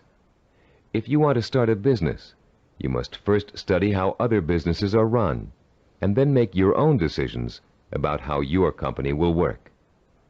If the realization of your vision requires the mastery of new knowledge and skills, I hope that learning will now be a stepping stone rather than a barrier to the creative realization of your goals.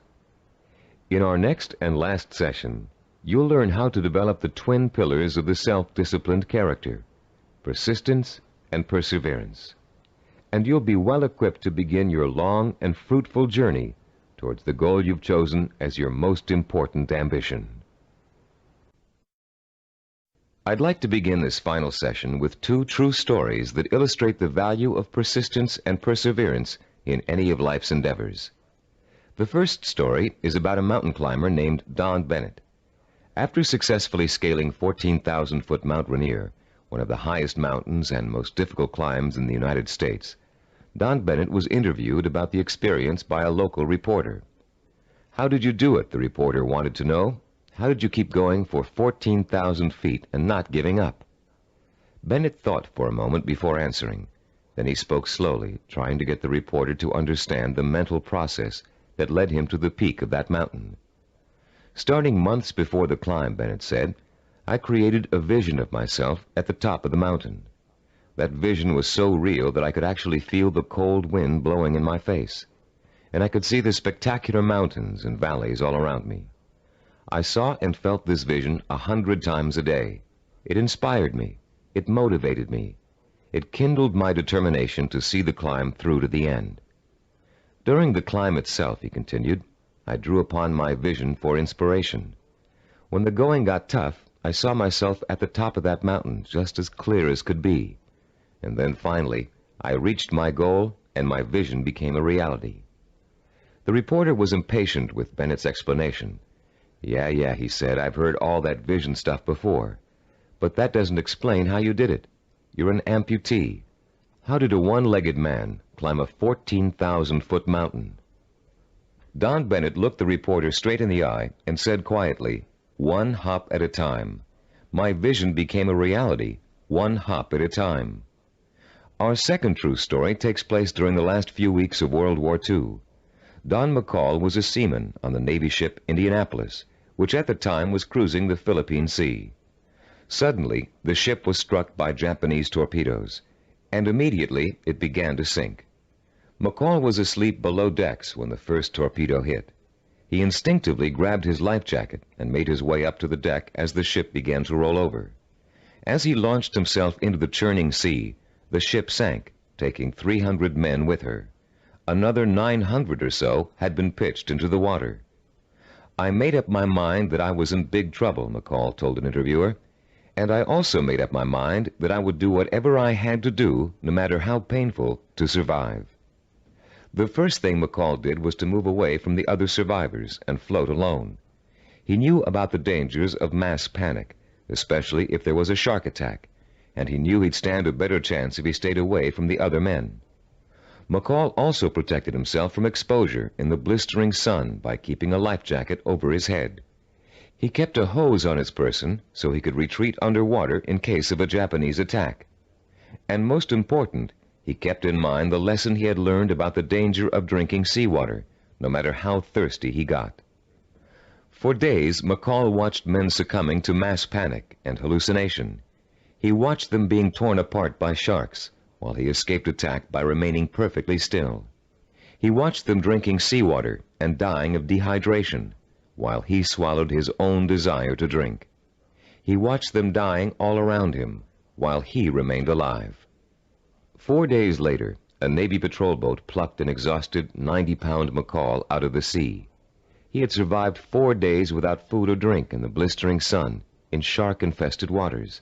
An incredible feat, and he had proved the power of self-discipline even in holding death at bay. Like mountain climber Don Bennett, McCall never lost sight of his vision, staying alive. He used all his knowledge and skill to make that vision come true. He resisted drinking seawater to get immediate gratification of his thirst, which would have killed him. And he found creative solutions to the problems of exposure to the sun and Japanese attack. Both Bennett and McCall used self-discipline to endure terrible physical hardship and achieve seemingly unachievable goals.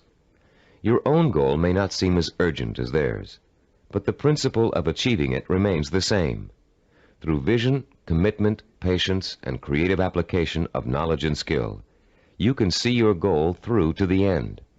But the ultimate key to your success is what this session is all about: persistence and perseverance. In this session, you're going to learn what persistence and perseverance are really all about. You'll be taught how to develop both of these critical qualities through the application of 5 simple principles. You'll find out how to turn problems and setbacks, even agonizing situations, into positive learning experiences that will actually bring you closer to the realization of your goal. And you'll understand the value of never giving up, no matter how tough the journey gets or how endless it seems. First, let's define the words persistence and perseverance. Is there a difference between the two? Yes, a subtle one. Persistence means never giving up. Perseverance means persisting in spite of hardships, opposition, and setbacks. Mountain climber Bennett and Navy seaman McCall displayed both persistence and perseverance in their heroic efforts to reach their goals. Bennett had to use his one leg to hop at least 30,000 times to get up to the top of Mount Rainier. McCall had to stay calm and follow a life-saving plan while spending 4 days in shark-infested waters without any food or drink. These men reached their goals because they had already developed the qualities of persistence and perseverance. Now you are going to learn how to develop these qualities too. There are 5 crucial steps involved in learning how to develop into the kind of self-disciplined achiever who never quits and never loses sight of his or her goal. Listen carefully while I outline each one. The first step is to rekindle and refuel your vision and purpose every single day. Remind yourself daily of the rewards and benefits that await you when you successfully realize your goal. The emotion you draw from these constant reminders of why you're working so hard and giving up so many things will sustain your powers of persistence and perseverance. The second step is to firmly anchor the following attitude deep within your heart and mind. I can achieve anything I set my mind to. Nothing is impossible for me to achieve if I want it badly enough and am willing to pay the price for it. No matter how much hard work it takes, no matter how long it takes, no matter how difficult it is, I can and will achieve my goal. I will never forget that a journey of 1,000 miles begins with a single step. Step 3. Realize that obstacles are going to arise and setbacks are going to occur. Keep in mind that these difficulties are really opportunities to learn. Every obstacle that you overcome, every setback you bounce back from, strengthens your character and makes you smarter and stronger. Whatever you do, don't try to hide from or ignore problems. They never go away by themselves. Meeting challenges squarely and solving problems creatively is at the heart of self-discipline and at the heart of achievement. As Benjamin Franklin said, those things that hurt instruct. When your progress seems blocked, it means that it's time to increase your knowledge and look for creative solutions. This is the 4th step in developing persistence and perseverance. You may be doing the wrong things for the right reasons, and now is the time to find out. Start experimenting with taking different paths to your destination. But whatever you do, don't quit. Most people quit when things don't work out as they planned, or when they realize how much hard work they're going to have to do. Remember, a failure is someone who has not learned from his mistakes. Step 5. Turn your work into fun. Make what you have to do into something you want to do.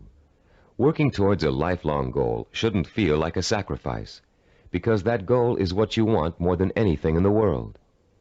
If you follow these 5 steps faithfully, your long road to success will turn into an exciting journey of knowledge, discovery, challenge, and reward. And for as long as you feel you're making progress, even hard work and minor interferences won't shake you from your purpose. The real problem arises when a major setback occurs, especially if it's unforeseen. A seemingly insurmountable obstacle is often enough to make even the most determined achiever decide that the fight simply isn't worth it. Setbacks make people give up just at the point when they should not. How can you deal successfully with setbacks? How can you learn not to feel like a failure when it suddenly seems that all of your hard work may have been for nothing? There are 5 ways you can turn every setback you encounter into a learning experience, one that will leave you stronger and wiser and more determined than ever to keep working toward your goal. Listen carefully while I outline each one in turn. First, never try to ignore a problem or handicap. Deal with your problems directly. Don't avoid them or try to hide from them. If you want to start a business but can't find people to back you up financially, that doesn't give you the right to plunge into your project with no capital and a lot of ideas for spending money. If you want to become a doctor but don't have the grades to get into medical school, it won't help you to start applying to schools you know you can't get into. When you have a problem, study it from all angles and try to determine the best way to proceed. Which brings us to our second point. Don't blame other people for your setbacks, and don't chalk it up to bad luck. You make your own luck in this life, and you have to solve your own problems. Learn to tackle them head on, being as realistic as possible and as level-headed as possible. Mentors can often provide a great deal of help in a bad situation. Try acting as if you are your own mentor. What would he or she do in your situation? Or what has he or she already done to overcome an obstacle similar to yours? Third, continually strive to strengthen your qualities of self-discipline. Setbacks often occur because of weaknesses in certain areas. Try to turn those weaknesses into strengths. Be your own severest critic, but not your own worst enemy. Don't tell yourself, I failed. Tell yourself, I slipped, but I'm going to pick myself up and go on. Fourth, in almost every setback, there's a seed of opportunity, a silver lining, if you will. Find it and use it. You may find yourself taking a slightly different path to achieving your goal than you first imagined, but you'll get there just the same. Take the new path and see where it leads you. Following this philosophy helps take the emotional sting out of setbacks and is a good antidote for discouragement, and it's a healthier way to react to a bad situation than deciding to give up. Fifth, always remember that no matter how difficult a problem is, or how insurmountable it seems, there's always a solution. A problem is only really a problem if you think you can't solve it. If you take the attitude that every problem has a solution, and you approach your problem with an open and creative mind, you'll find that solution. A young woman we know named Carol Napier was faced with and managed to overcome the kind of setbacks that might make anybody want to give up. Her story is so inspiring that we'd like to end this session with her example of what it's like to be a self-disciplined achiever who never quits no matter what. At 26, Carol had a degree in marketing and a good job as a marketing assistant, with an eye to moving up in the company she worked for as soon as there was an opening for a higher position. Carol had diabetes, diagnosed when she was 12, but had always been able to keep it under control with insulin shots, and had always lived a perfectly normal, relatively healthy life. In the spring of Carol's 26th year, she began having trouble with her eyes. Doctors told her that her diabetes was causing her to slowly lose her eyesight. At first, Carol refused to believe it, but when she began having trouble driving, she realized the doctors were right, and she would have to re-evaluate her job and her purpose in life to deal with the problem of approaching blindness. But before Carol could come up with a solution to that problem, her kidneys also began to fail. Ultimately, she needed a kidney transplant, which was done successfully when she turned 27. Everything seemed to be going fine when a sudden episode of insulin shock left Carol paralyzed from the waist down. Carol recalls wanting to quit then and there. At that point, I just wanted to go to sleep and never wake up. The depression got so bad that I realized I couldn't go on this way. I only had one choice, and that was to get myself out of this. Slowly, Carol regained her strength, learning to walk again with the aid of physical therapy. She rewarded herself for her progress by making a trip across the country alone to visit her parents for Thanksgiving. A trip friends tried to dissuade her from taking, but which proved to Carol that she could still make it on her own. Today, Carol is attending college, studying for a master's degree in rehabilitative education. She has decided to spend the rest of her life helping people face and overcome problems like hers. She is completely blind and still walks with a cane, but that has not stopped her from pursuing a goal many healthy people would find difficult to achieve. The key to reaching any goal is to develop the strength of character that makes you refuse to give up, no matter how bad things look. The most amazing thing about persistence and perseverance is that they make it almost impossible for you not to succeed in your endeavors. In this session, you've learned the importance of not being a quitter, of learning from your mistakes, and of keeping an open mind when it comes to finding creative solutions to problems you may think are unsolvable. In the next session, we're going to review everything you've learned in the Neuropsychology of Self-Discipline program and give you some tips for developing the lifelong habit of self-discipline. We're now coming to the end of the Neuropsychology of Self-Discipline, and now is a good time to reflect on what you've learned and how far you've come. It's also a good time to start thinking about how you're going to maintain and develop your self-disciplined character for the rest of your life, because the process of becoming an achiever never really ends. In the years to come, you'll find yourself learning from trial and error, from accomplishments, from setbacks, from disappointments, from rewards, from the feeling of satisfaction you get when a job has been well done. The more you achieve, the more you'll learn one of the greatest secrets of achievement. Success breeds success. Every small step you take on the road to your goal will make it easier to take the next step. And once you've achieved your goal, you'll probably find that there's another goal you want to achieve. Along the way, you'll delight in the process of watching yourself in action, making corrections in your methods and strategies as you strive toward your ultimate goal and the hundreds of smaller goals you will successfully reach on the way. Let's talk about the milestones you've already passed. In Session 1, which you listened to some time ago, you uncovered the master key to your highest potential, self-discipline. We define self-discipline as the ability to work systematically and progressively toward a goal, to become positively obsessed with that goal, and to let that obsession lead you to accomplishment. We talked about the problems caused by lack of self-discipline. We learned about the waste of potential, the drifting from job to job, from relationship to relationship, of the person who has no real sense of purpose and an undisciplined approach to life in general. We also talked about the problems of wanting immediate gratification and how that always leads to failure because it means refusing to pay for success with hard work. There is no other way to be successful except through hard work. The words pay for shouldn't bother you. All accomplishments come with a price tag, just like something you might want to buy. And just as you will save for an item you really want to buy, cutting your budget and making financial sacrifices, you should also be willing to make sacrifices in order to reach your goal. You may have to give up time, recreational activities, other priorities in your life. But it won't be difficult to do, because reaching your goal will become a more important source of pleasure.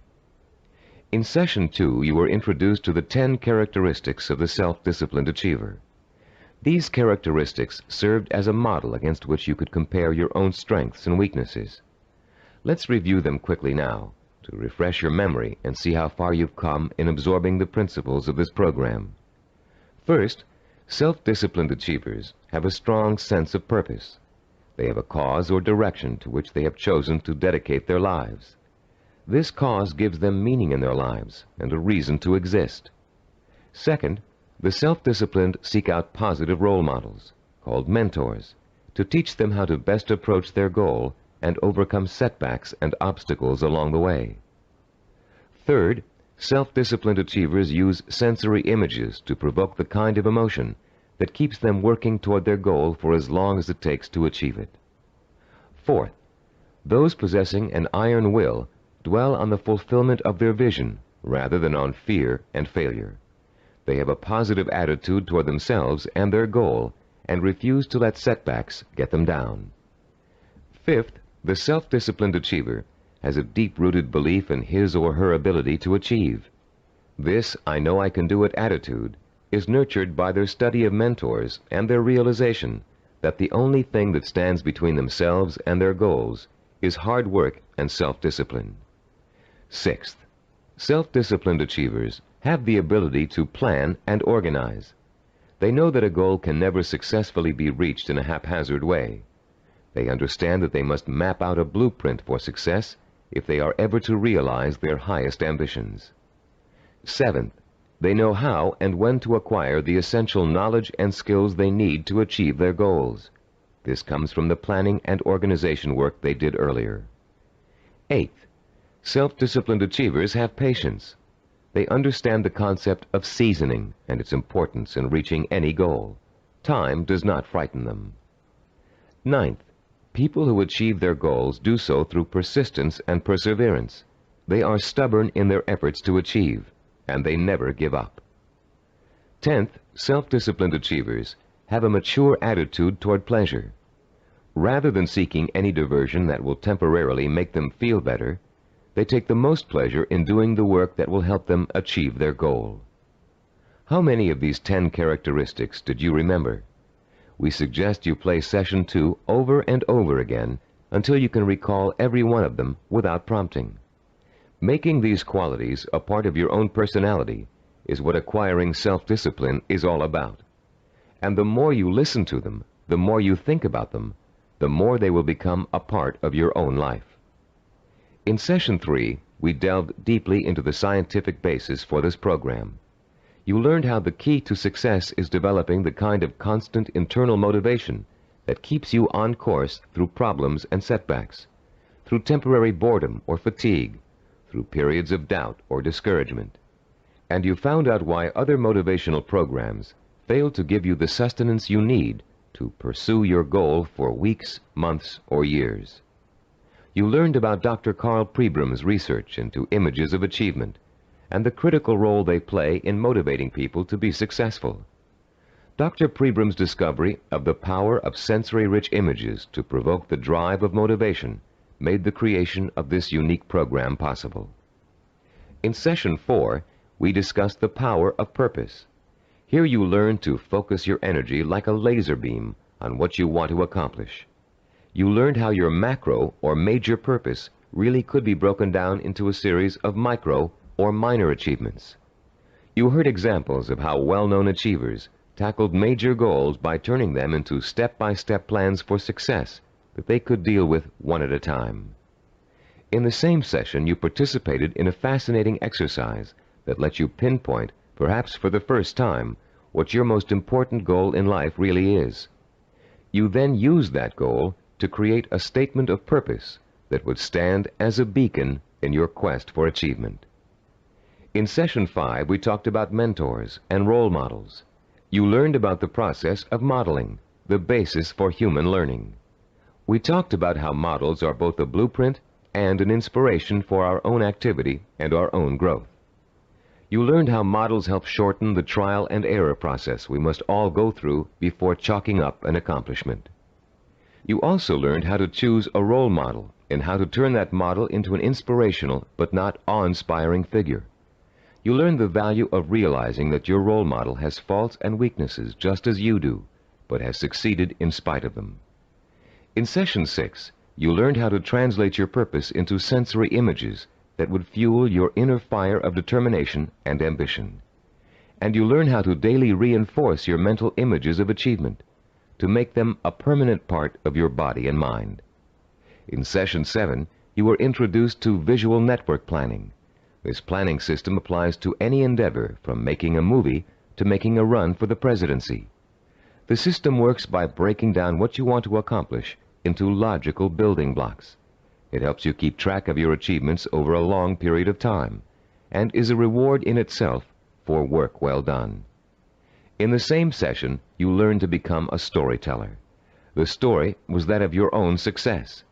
You used your rich powers of imagination and your best verbal skills to detail the steps you took to accomplish your most important goals.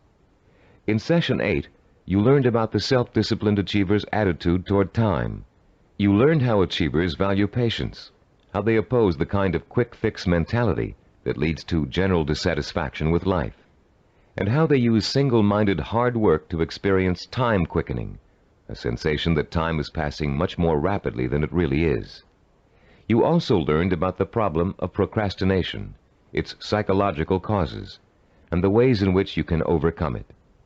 You learned why it is considered the single most important cause of failure, and why it's so important for you to develop a do-it-now attitude before you try to do anything else. In Session 9, you learned how to plan to acquire the knowledge and skills you need in order to achieve your goals. You were introduced to the concept of mega-learning, a powerful 4-step system that enables you to master any subject, no matter how difficult or complex. You also learned how knowledge is the building block of creativity.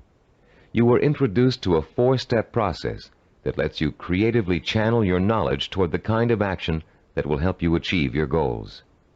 And you learned that your belief in your ability to learn is 90% of the learning process. Finally, in Session 10, you learned how to develop the powers of persistence and perseverance, the critical characteristics that will see you through to the successful completion of your vision and purpose, no matter how long it takes or how difficult it is. You heard several inspiring stories about people who persevered and achieved their goals through extreme hardship and even physical danger. And now, as we come to the conclusion of this program, I'd like to point out that acquiring self-discipline is a never-ending process. There won't come a day when you wake up in the morning and say, "Yes, I'm finally self-disciplined now. There's nothing more I need to do to develop strength of character and determination of will." Self-discipline requires a lifetime of commitment. This doesn't mean you won't develop the habits of self-discipline in a relatively short period of time. It simply means that you must always be vigilant about how you are approaching your goals and what your purpose in life really is. It's all too easy to get sidetracked in something that feels comfortable, but is not what you really set out to achieve. Every small victory will become a cause for celebration, and a chance to renew your faith in your own ability to achieve whatever it is you want in life. And as you achieve it, you will find yourself becoming the kind of person you've always admired, the kind of person who could pursue a goal so single-mindedly, so stubbornly, and so patiently that he or she could not help but achieve it.